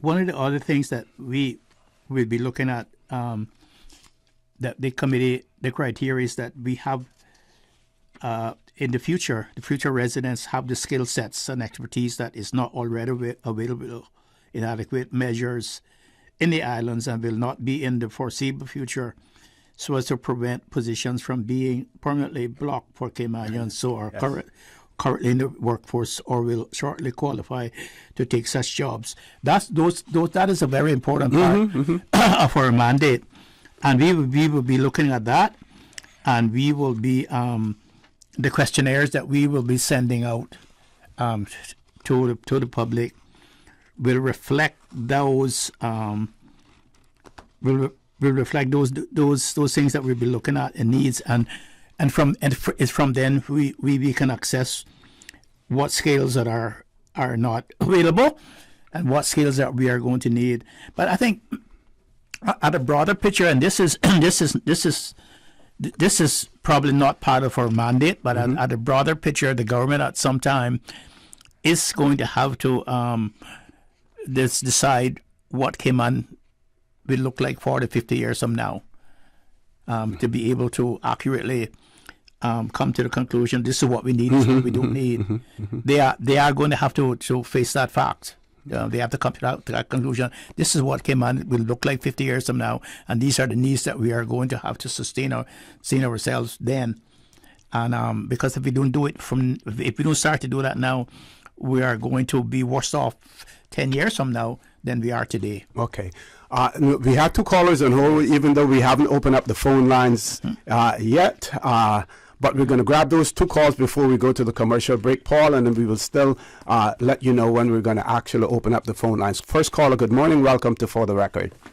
Good morning, Rosie, and good morning to your guest. Good morning. So much to say, so little time. Won't be able to get everything into it. But as a former member that sat on the PR committee many years ago, I got to say it was eye-opening to see the level of abuse that is going on there. And before I forget it, I wanted to point out one piece of information that was most preferable to me back then, during, and now, and that is people putting forward that they have property when they apply for their PR, and they don't have property. What they have is a contract with an intent to buy. So they get a deposit. They get a letter from the developer saying, yeah, this person just put a deposit down for this house. As soon as they get the PR, they don't buy the house. They either sell it back or because the way the real estate market works, it's so robust that they even make a profit. Yeah? And we basically have to have that hard conversation, as Dr. Matthew just said, that the government needs to make this call. We cannot be apologetic to be protecting our own people. We just have to. America is the land of the free, the great, and welcomes all. Well, look at the size of America. Look at the size of the UK. It's much, much smaller, but they can absorb more people. I think that, and we can all disagree, but I think that their policies are also incorrect, and so much so that they're violating their own laws now in repatriating people who come in there seeking asylum. Which brings me to the other point, which exacerbates the PR part of it, and as in how it affects our population, is the abuse of the refugee status with Cubans. That is being abused. And it's like everybody seems to be deathly afraid of the Human Rights Commission on both sides of the board, in terms of PR as well as asylums. Everybody keeps referring to the Human Rights Board would come after them and complain about this, that, and the other. We have lost the plot when we don't take care of our people. When the immigrants, legal or otherwise, have more rights than we here do, you're losing the people, and it's just building and building a bed of resentment that's going to erupt. Okay, thank you very much for that, caller. Just want to remind you that their remit doesn't have anything to do with refugees, though. Okay. Paul, we're going to take the commercial break, then grab the next caller, then close the lines off. I'm going to say that we will open the phone lines at 9:30 unless I'm told otherwise. Folks, please stay tuned for the record. We'll be back shortly. West Bay, home to Barkas National Park, the touristy flair, a family community, a political powerhouse. From sports enthusiasts to car aficionados, affection for silver thatch rope. No matter how far you may venture, West Bay will always be where the heart is. Home will always be in West Bay. West Bay Pharmacy, caring for your home and your family. West Bay Pharmacy in Centennial Towers. Convenient, quality care is just around the corner. We think it's time you crossed over to a new vehicle. And with the Toyota Corolla Cross, now at Vant Motors, you have plenty of reasons to make the switch. The crossover body and hybrid engine is a sleek design in a sturdy structure with a spacious interior that opens to extensive cargo space. Stuck in traffic? The high-performance self-charging hybrid system automatically switches between gas and electric vehicle mode, helping you lower both fuel costs and carbon emissions. The Corolla Cross has full LED lighting inside and out, an integrated display audio system with energy monitor, and a dual-zone climate control system to ensure comfort for all. Test drive the new Toyota Corolla Cross Hybrid today at Vant Motors, Walkers Road. J&M Money touching down again. Now you can send your US dollars at any location on island, including the BRAC. It's easy. Just walk with your US dollars. No need to convert to CI. This is another convenient service available at J&M Money. They always find a way to make it easier and hassle-free. So remember, when you need to send your money and you only have US dollars, don't ever think of what to do. Just head straight to any J&M Money location and send your money the fast, convenient, and affordable J&M Money. J&M Money, touching down again. J&M Money, ranga to la friend. Come celebrate 53 years with big savings. Brand Source Home Gallery invites you to their 53rd anniversary sale. 1 week only, November 7th to 12th. Save up to 40% off store-wide. Sale discounts on appliances, lighting and fans, faucets, sinks, kitchen cabinets, custom closets, mattresses, housewares, and more. Come get inspired by inspiring luxury as Brand Source Home Gallery celebrates 53 years with a sale till November 12th. 209 Dorsey Drive in Industrial Park. Call 623-5000. And the whole island is one big party, party, party. Grand Cayman Pirates Fest is here. Taking over Seafarers Way. Saturday, November 12th, Georgetown events start at 1 p.m. with the cardboard boat race and water mermaids showcase. The Pirates storm the streets at 3 p.m. followed by the float parade, national song and heritage costume competition, and fireworks show at 9 p.m. A full Saturday of thrills for the entire family, including 8 hours of food festival. Saturday, November 12th, the party takes over Seafarers Way. Afternoon till night, come for lunch, party a bunch, and pirate the night away. In this period of remembrance, remembering those who sacrificed and those who made the supreme sacrifice, gave their lives in defense and preservation of freedom and democracy, the Cayman Islands Veterans Association, in cooperation with Radio Cayman and Breeze Radio, presents this short narrative about a Caymanian U.S. naval frogman deep-sea diver exploits during World War II in the Pacific Ocean regions. In the Pacific region, there were many Caymanians serving in direct battle roles. One such Caymanian was Denton Henning, who was a Navy frogman in the U.S. Navy, making him the first professional Caymanian undersea deep diver. He participated in many dangerous underwater night missions, surveying and clearing many harbors in the Pacific Islands region to facilitate a safe landing of military personnel and materials. Henning, after the war, became a championship wrestler and later a traveling evangelist. Some of Henning's wrestling bouts can be seen online under John Paul Henning. Denton was born and grew up in the Henning Beach, Loren Reef location, which is now the West Bay Public Beach. Remembrance Day, Veterans Day, universal observances take place on November the 11th weekend. The poppy appeal is presently on through November the 15th, so get your poppy and wear it proudly. All funds contributed during the poppy appeal go towards elderly Cayman Islands veterans' needs. The proceeding was brought to you by the Cayman Islands Veterans Association, Radio Cayman, and Breeze Radio. For the record, with Orett Connor. Initiating system. For information that matter. For the record, with Orett Connor. Continues right now on Radio Cayman. Good morning. Welcome back to For the Record. In the studio with me, Chief Officer Mr. Wesley Howell, Chair of the Permanent Residency Review Committee, Dr. Steve McField. One caller on hold, and then we're going to open up the phone lines again after our 9:30 commercial break. Caller, good morning. Welcome to For the Record. Hey, good morning to you, Mr. O.C. Good morning, good morning. Morning to your panel, Chief Officer, and to Dr. McField. Good morning, sir.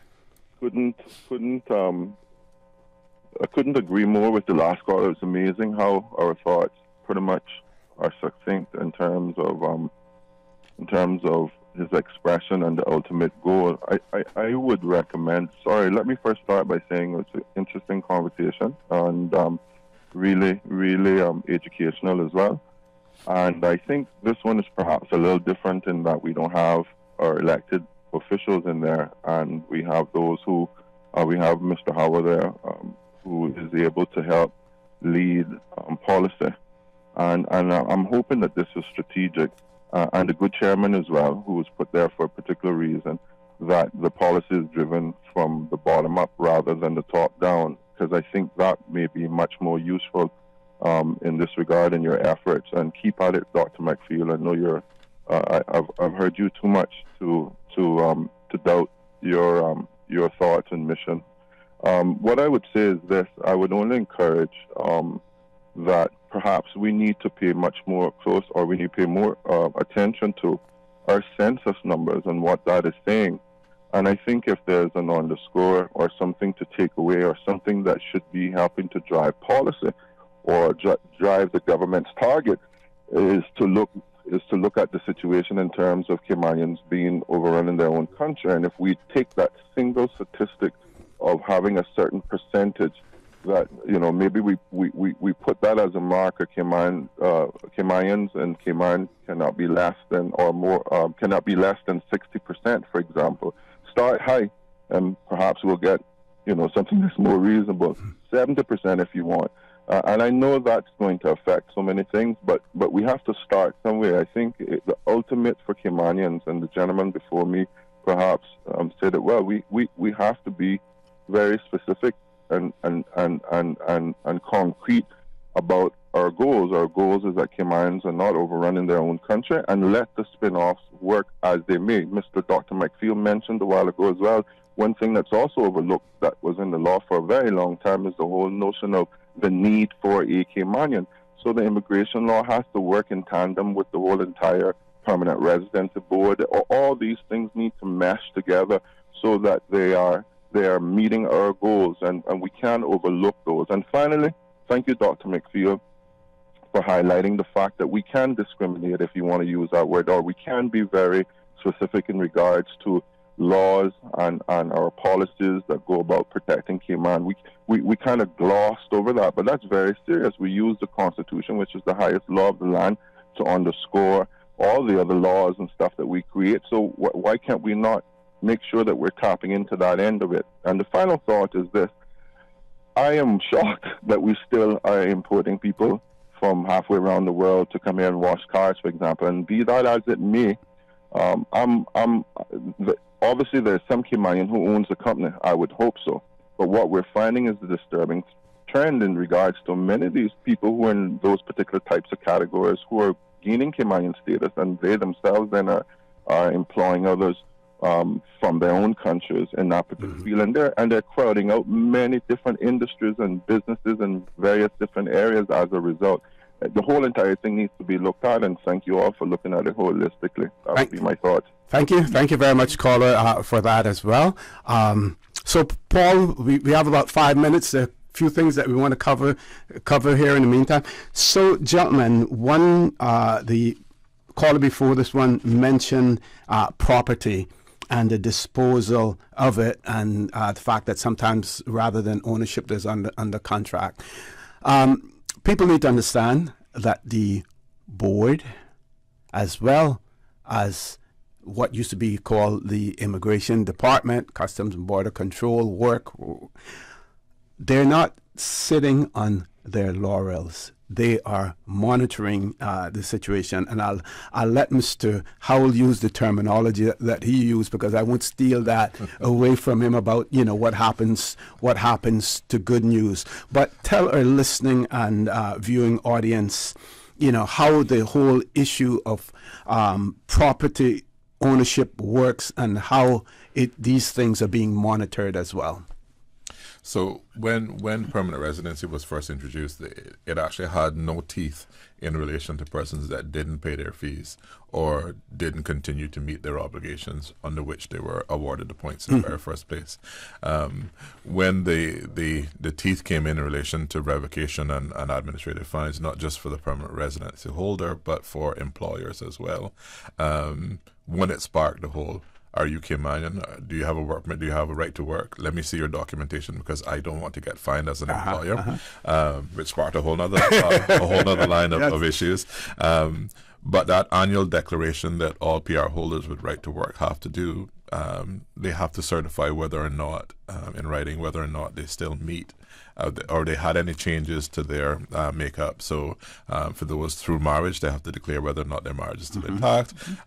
For those that work, they still have to go through and say, do you still maintain your property, those sorts of things. Those are referred where persons appear to not meet their obligations to maintain their PR is referred to Mr. McField and his board, and they are dealing with those matters. So following the rules of natural justice, they will write to them and say, please explain, this is our intent. They get a response back and they make a decision, and they are revoking PR when those persons don't pay their fees or they sell their property and don't still qualify for that aspect. So we report on that almost on a quarterly basis now.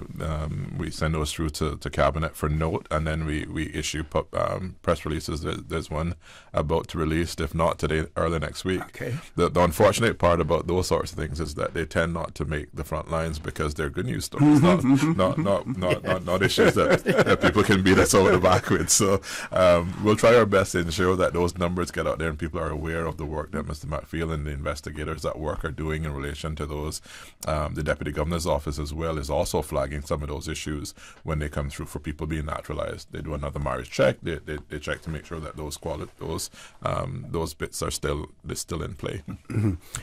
There's some curiosity in relation to if and when any changes are made to the application process for permanent residence. What happens to those applications that are currently in the pipeline? Do we know, or will some decision have to be made in terms of how they are treated as well? Yeah, some decision will certainly have to be made as to how they are treated. For example, in 1972, when the when the Cayman Protection Law came into effect, that put to rest the old immigration law. I think that would have been a 1965 work permit law. Work permit law. Yeah, there was a clause in it that says that all the people who were residents in the Cayman Islands and for 5 years, and all the people who were domiciled in the Cayman Islands were deemed to be Caymanians, and that those who were on work permits, there was a grandfather clause in that did need to apply for work permit after the law came into effect. Only those people who applied after the law came into effect needed to apply for a work permit. I don't know what the government will do when we send our report into them. It will be up to them. But certainly, law cannot be retroactive. Right.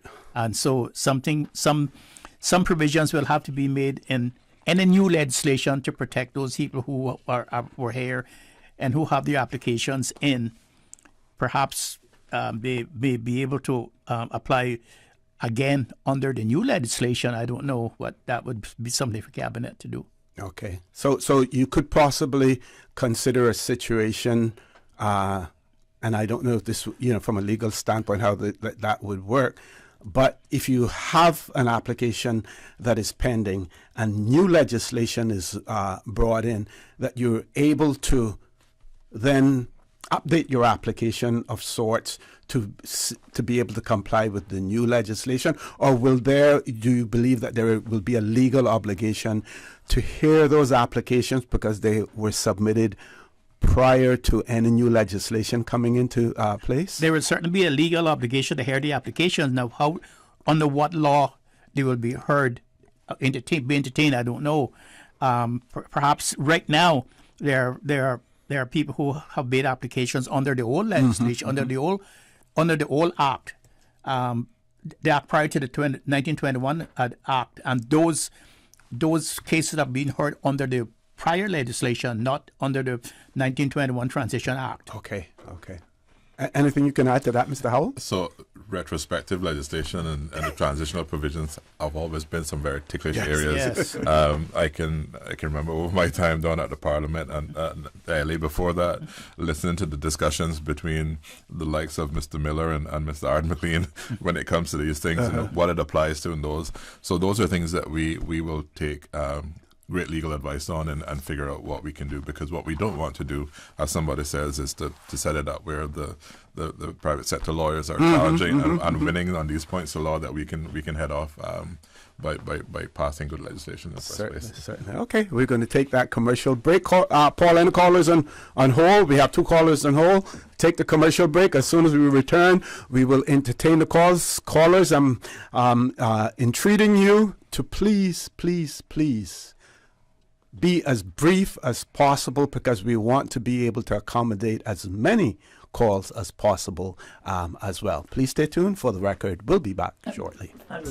At Doctors Hospital, we know life happens, and usually when you least expect it. So when unexpected medical issues arise, you need quality care close to home. Located in the heart of Georgetown, our accomplished team of physicians and medical staff treat minor urgent conditions such as migraines, chest and abdominal pain, shortness of breath, burns, broken bones, open wounds, and more. 24 hours, 7 days a week with no appointment necessary. Peace of mind is important when life happens. At Doctors Hospital, we're always here just for you. Need to speak to someone? Call 949-6066. What's that? No sugar, same amazing taste? Coca-Cola Zero Sugar is here to stay. Classic taste, pure satisfaction. Be sure to stop into any Tortuga location and get your own case of Coke Zero. Or grab an ice cold one straight from the cooler. Brought to you by Tortuga Distributors Limited. Coca-Cola, taste the feeling, K-Man. So much happening, so fast, too much. It is hard for me to follow my health care instructions. The private counseling with West Bay Pharmacy literally saved my life. At West Bay Pharmacy, we know how complex medications can be. Our pharmacists are delighted to offer you personalized one-on-one healthcare counseling, free medication review, therapeutic callbacks, and we will liaise with your physician to ensure you receive the best in quality medical care. Quality of life has a whole new meaning with the right pharmacy to support you. Thank you, West Bay Pharmacy. West Bay Pharmacy in Centennial Towers. Convenient quality care is just around the corner. Now you can WhatsApp your West Bay Pharmacy prescriptions to 516-0777. And the whole island is one big party, party, party. Grand Cayman Pirates Fest is here. Taking over Seafarers Way. Saturday, November 12th, Georgetown events start at 1 p.m. with the cardboard boat race and water mermaids showcase. The pirates storm the streets at 3 p.m. followed by the float parade, national song and heritage costume competition, and fireworks show at 9 p.m. A full Saturday of thrills for the entire family, including 8 hours of food festival. Saturday, November 12th, the party takes over Seafarers Way. Afternoon till night. Come for lunch, party a bunch, and pirate the night away. Tune in every Monday through Friday at 12 p.m. for Radio Cayman's Midday Newscast. Radio Cayman, the people's station, your trusted official source for the latest news. The 12 p.m. news is proudly brought to you by Health City Cayman Islands. World-class healthcare within your reach. For the record, with Orett Connor. Initiating system. For information that matter. For the record, with Orett Connor. Continues right now on Radio Cayman. Good morning. Welcome back to For the Record. We're going straight to the phone lines. First caller, good morning. Welcome to For the Record. Good morning, caller. Welcome. Yes, good morning. How are you doing today? Fine. Thank you. Yes. Morning to the panel and Mr. Field. I think you guys have a good point, good talk today. It's one thing I want to say that it's a loophole. If somebody as a Cayman and married to an expatriate, we have to put documents in for that expatriate, like permanent residency. And that expatriate have kids off the island with a woman that he was married to. Why is they not asking for DNA? That child must have to be for that husband.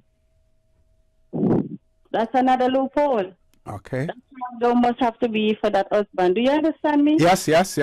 So you would end up with a child who has no connection with the person who's applying for them being able to enjoy some form of status in the Cayman Islands. Right. That is a loophole. Okay. And also you have marriage here. What are they going to do about the men or the women that get married and they are not living with their wife? Mm-hmm. They okay. We'll have Dr. McPhail and Mr. Howell respond to those gentlemen. There's a lot of convenient marriage. So if they're married and they're not living together, that's convenient marriage. Certainly. Okay. Look into all those type of loopholes because those things are not good. Got you. We're going to ask you to listen now to the response. You can hang up and listen to the response that we will get from our two guests in the studio, Doc. Well, any child that's born outside of the marriage, we require DNA now tests to see whether or not who the child belongs to. If a child is born within the marriage, there's unlikely that we will be able to do that because there's a presumption that any child born during the marriage is the child of the parents of the marriage, unless there's a red flag that unless there's a red flag that provides otherwise. That's that one. We are requesting DNA. What was the other question again? The marriages of convenience, where persons are married and not necessarily living. Well, I tell you, perhaps that did happen before this board took their offices. The board members. This board was constituted. Whenever there's a red flag, whenever a file comes up and we look at it and there's a red flag, something that comes to our attention, we go at it and we ask people to come in for an interview. And now when red flags are coming all kinds of mass, all kinds of some are quarter mass, some are half mass, some are full mass. But whenever we see something that we come to the conclusion that we want to look at it further, we ask the couple to come in for an interview so that we can be assured that when we make our decision, that the decision is sound and based on facts and it's based within the law. So that I don't think that people can get away with the fact that they can get married now and then you'll hear that, the husband lives in East End and the wife lives in West Bay and the marriage is not intact and so forth. So the board is doing their duty. Before we do our duty, yes. Before we make a decision on that application, we go through that. Yeah, and just for example, yesterday we did interviews with 3 couples. Mm-hmm. The whole morning session was doing interviews with 3 couples that came before us. Mm-hmm. So that it's not easy now to just pick up somebody and get married like how it happened before, where you picked up somebody from the ship, loading cement, took them to a church in Rockhole, got married, and then took him back down to the ship, and then the woman went off and the foreign national went off and lived with somebody else who was not her husband. And that's not happening anymore. And I would take it that is applicable also for persons who are applying not necessarily for status but for residence and employment right certificate as well, right? That's right. Yeah. Okay. Let's grab the next caller. Caller, good morning. Welcome to For the Record. This entire the subject and entire the conversations that have been on Radio Cayman are very, very interesting and important. I know that at this particular time of the day, first of all, thank you for taking my call, but at this time of the day, you may not have as many listeners as at some other time, maybe in the evening, something that's been advertised, a time when the panelists that you have there now, who are doing a great job, and other individuals who might be a part of this, so that Caymanians are really made well aware of what all this entails as far as they're concerned. I mean, we're looking at things such as what happens about who can be elected to government, what their background is, what the repercussions might be of someone from another country who, because he was born here, the father, mother were born here or whatever. And later on you find that those individuals tend to govern or to make laws which could, discriminate against Caymanians. We're being diluted here, or customs or heritage and culture. I mean, there's something coming up this evening about some kind of double parade that's going on down by Safe Haven or whatever. And if you read about it, you have to ask yourself, are we now taking on something like devil worship or what? So there are many things that, because in truth and in fact, what is best for Caymanians has to be in the forefront. whether that's the indigenous Caymanian or the one who received status. But if I go to another man's country and they're kind enough to allow me to become a citizen of that country, then I think it's right and fair that I do everything possible to comply with their traditions, their laws, their culture. That is their homeland. And I believe, as I come back to the beginning of what I tried to say, I wish that you might be able to set up a time. Caller, I'm going to interrupt you just to say that if you're listening, they will. You probably missed the early part of it in terms of what the intentions of the committee, what their intentions are in relation to getting feedback from the public, and we will be going over that again. Okay, thank you very much. Have a good day. Thank you very much, caller, as well. Folks, we're going to take our last commercial break. Please stay tuned for the record. We'll be back shortly. What's that? No sugar, same amazing taste? Coca-Cola Zero Sugar is here to stay. No one can stop me when I taste the feel. Classic taste, pure satisfaction. Be sure to stop into any Tortuga location and get your own case of Coke Zero. Or grab an ice-cold one straight from the cooler.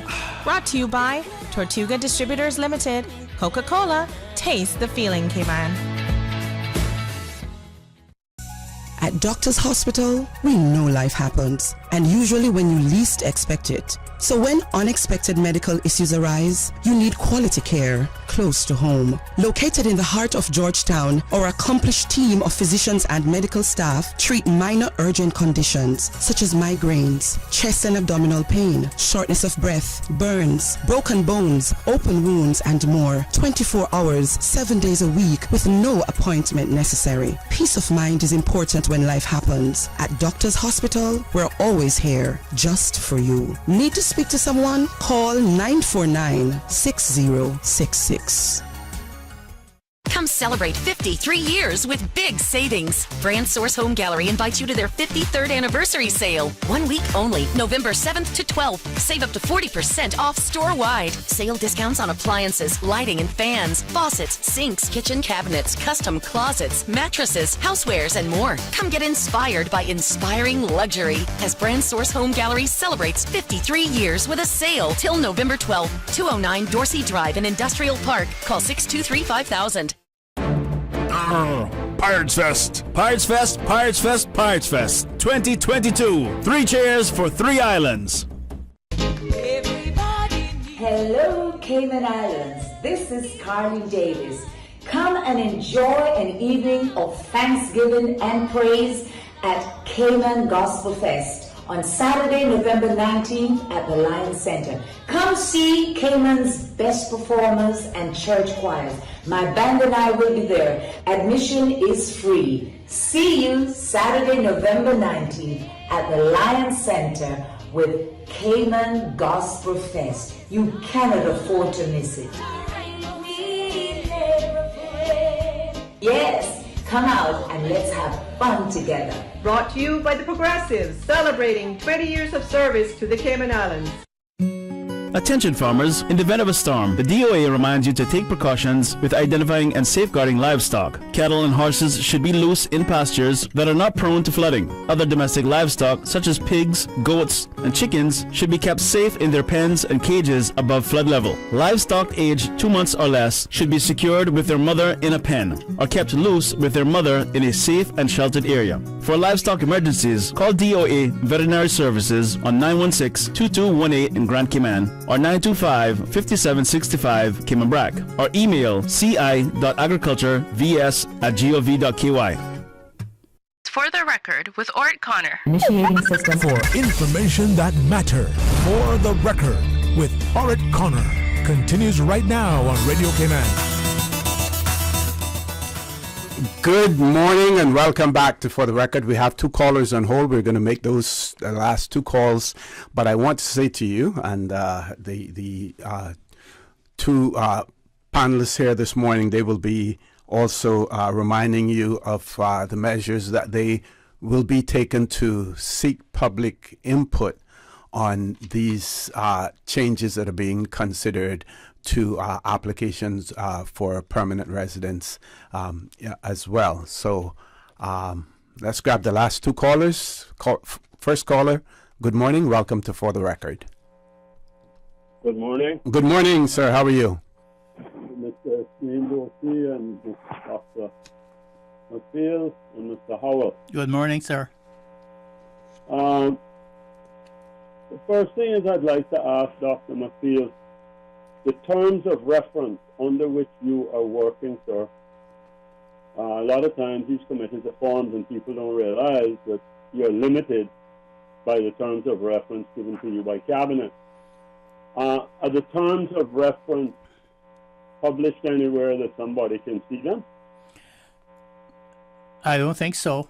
But they went public this morning. He read them on here, but I'm sure that if he has read them publicly, there should be some way to ensure that the public will get them as well. And I'm sure. But that's have Mr. Howell opine on that first. Yeah, please. no, there's no reason to not publish them. We can do that. But yeah, at the beginning of today's show, and it's recorded on YouTube, Mr. Chairman did read them in totality. Okay, good. That's question one. Question two: are the minutes of this committee going to be public? The decisions of the committee, yes, absolutely. Are the submissions made from the different organizations and the controllers, I call it, control the politicians because they give them money for political campaigns, so they're the controllers, the ones that pull the levers. Are those submissions made to the committee going to be published? So I can go based on the previous Term Review Committee and their report. They did detail all of the feedback that they gathered through their public consultation process, yes. It made up probably 50% of the report. Okay, and will that be published on an ongoing basis as you receive these submissions? We haven't talked about that at this point. I suspect it would be the same as the previous committee, and that would be at the end of the reporting period.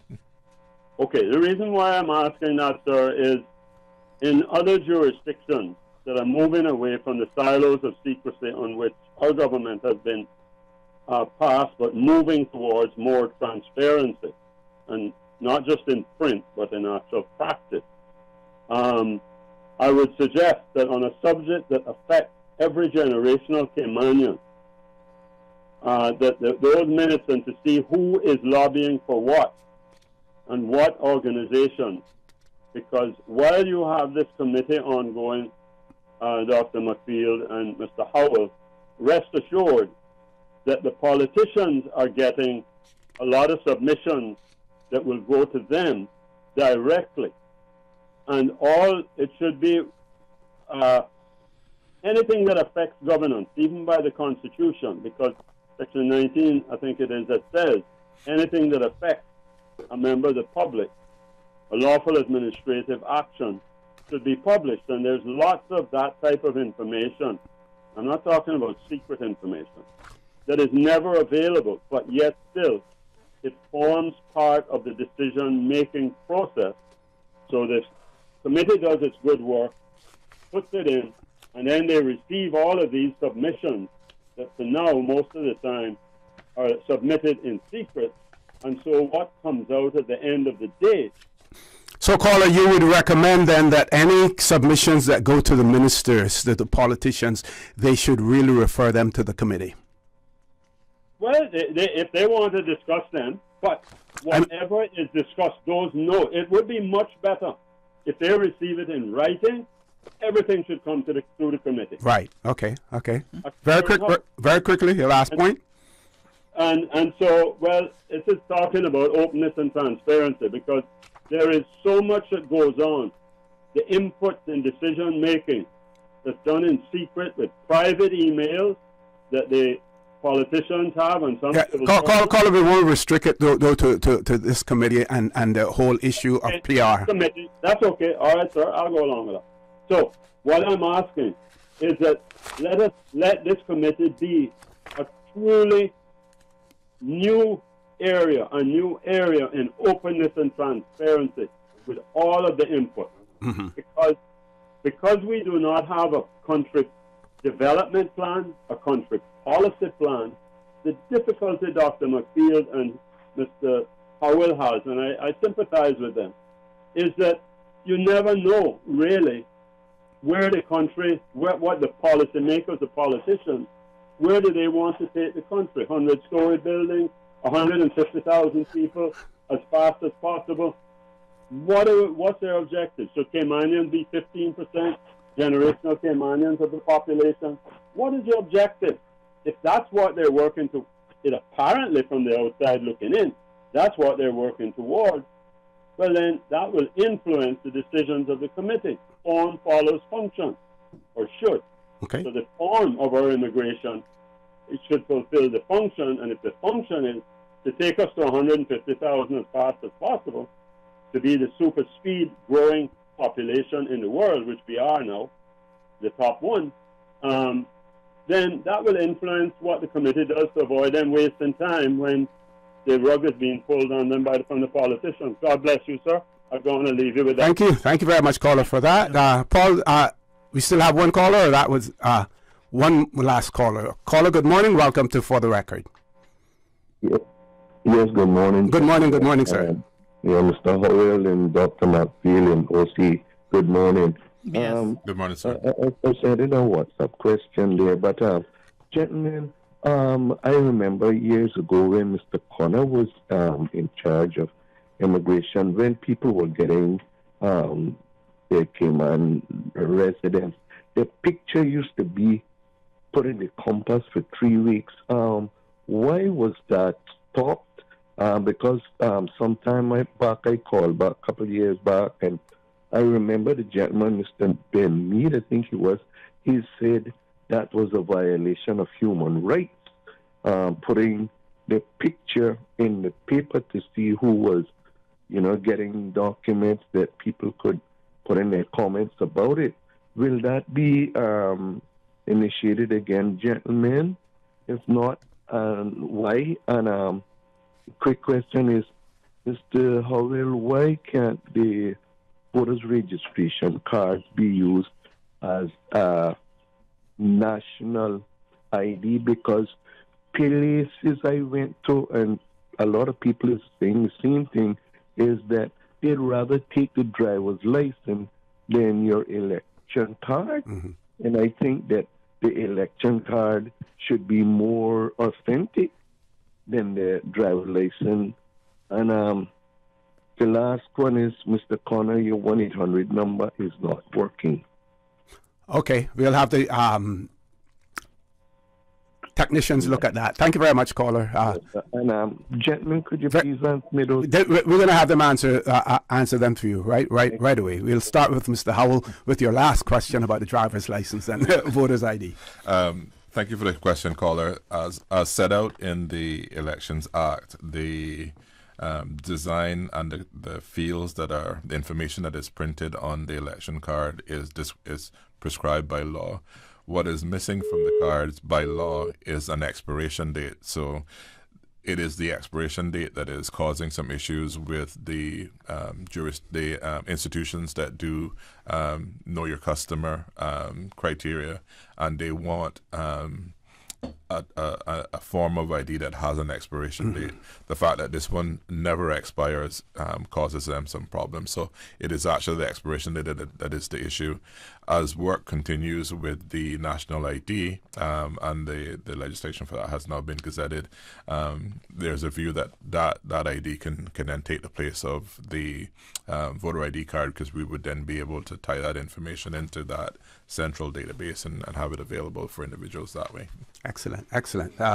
On the photo appearing on any application, like was in the past when a person was applying for Caymanian status, they had to put the photo as well as the fact that they were applying for Caymanian status. And I think it was also the declaration that was made that if anyone has any objections or whatever, where to direct those objections as well. I was hoping that Mr. McField, with his learned self, would answer that one for me, because I suspect that has to do with some relation to privacy and whatnot, why it was removed. I'm not sure. Well, at that time we didn't have data protection and privacy legislation. I think this was probably one of those cases where our caller before this one spoke about where the powers that be on the outside were able to convince the politicians that I'm a big bank manager or CEO of a firm or whatever. Why should I have to quote unquote, demean myself to put my photograph in the paper saying that I'm applying for Caymanian status, like I'm begging someone for something? I believe that was the mentality that was displayed at that point in time. Doc, do you agree? I agree, and and because it was such a small community at the time, people saw the picture in the paper, could write in and say whether they agree with this person having obtaining the status or permanent residence or whatever it was they were applying for. But things have changed now. Yeah. Things are different now, and that's not necessary anymore now, since we have a lot of information that now about people more than we ever did before. We can garner information from all over the world now about people. We don't have to put people's picture in the paper anymore to see if somebody will come forward with some information. Yes. Of course, there are some people who would say, well, what better way to be judged than by a jury of your own peers? Yes, but yes. Okay, we want to give both of you an opportunity for some closing comments. Doc, we'll start with you and end with the Chief Officer. And this is because of one of the callers that call about the about when will the committee come to the public. There will be broad public consultations. We are preparing questions in a questionnaire that we will ask the public to fill and to answer some of the questions so that we can have a good understanding of what the ideas of the publics are going to be in relation to what we're trying to do. I don't know whether we are going to have decided. We have not decided whether we are going to do it by district, or we are going to send out the questionnaires to different people, or how we are going to do that. But I know that there is going to be broad public consultation, because we have to garner those public views in order to be able to combine in our report to the cabinet. Okay, just want to read one comment here that we received. Says this person says it's accepted that future human rights of foreign workers here are considered in legislation. For example, the right to family when living here for many years. When will members of Parliament seek to be proactive and fearless enough to view other laws implemented in the UK and Europe and address how laws can be implemented to protect generational Caymanians, which includes first generation, and many fall in this group now, because yes, we can legally and should discriminate to make futures better for our own people, and realize how access to decent living begins with, and they talk about free health care for it's a little bit too long for me to read all of it, and unfortunately I don't have time to paraphrase, but I'll hold on to this and share this at some other point in time. Mr. Howell, over to you, sir. Mr. Connor, just to share that the committee is working diligently with the matters before them. The terms of reference is quite broad. We meet once a week on Fridays, and we continue to support them with access to information and technical advice and whatnot as they go about their deliberations. So I am pleased to be a part of that, and to look forward to having the end result in relation to a published report. Okay, well, gentlemen, I want to thank you for being here, and certainly look forward to having more conversations, more discussions and updates for the public, on this, as well. I know the district meetings in person are going to be challenging, because just like on talk shows, you know, you're talking about one subject, but it's easy to go off on a tangent to something else. And, you know, the time of the committee is extremely important, while at the same time, the views of the public are important as well. I believe that in this day and age, based on usually the attendance that you get at these public meetings, that using, you know, other means of communicating and people answering questionnaires, and they may want to remain anonymous as well. That is something that should be considered as well. So I want to thank you both for being here and say to you that the doors are open for you at any point in time, on my show at least, to be able to come in and add additional information to the public. Mr. Howell, I don't know if you still have that information at your fingertips, but I think you shared off the air with me some recent decisions by the board in relation to revocations and things of that nature. Yes, sir. So this is, you know, flowing from that caller's questions about these marriages that are not intact and are fraudulent. So the work so far this year has resulted in a total of 8 refusals for the residence and employment rights certificate.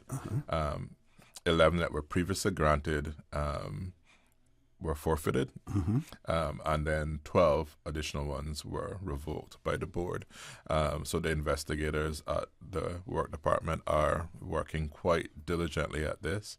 They are getting referrals from members of the public, from the board themselves when they have concerns, from the Deputy Governor's office when he's considering naturalization applications, and they're progressing all of those investigations where they have the evidence. It comes to this point. They've also been proactively working with the marriage officers and those persons who have been authorized to perform civil union ceremonies, sharing with them what to look for in relation to suspect marriage applications.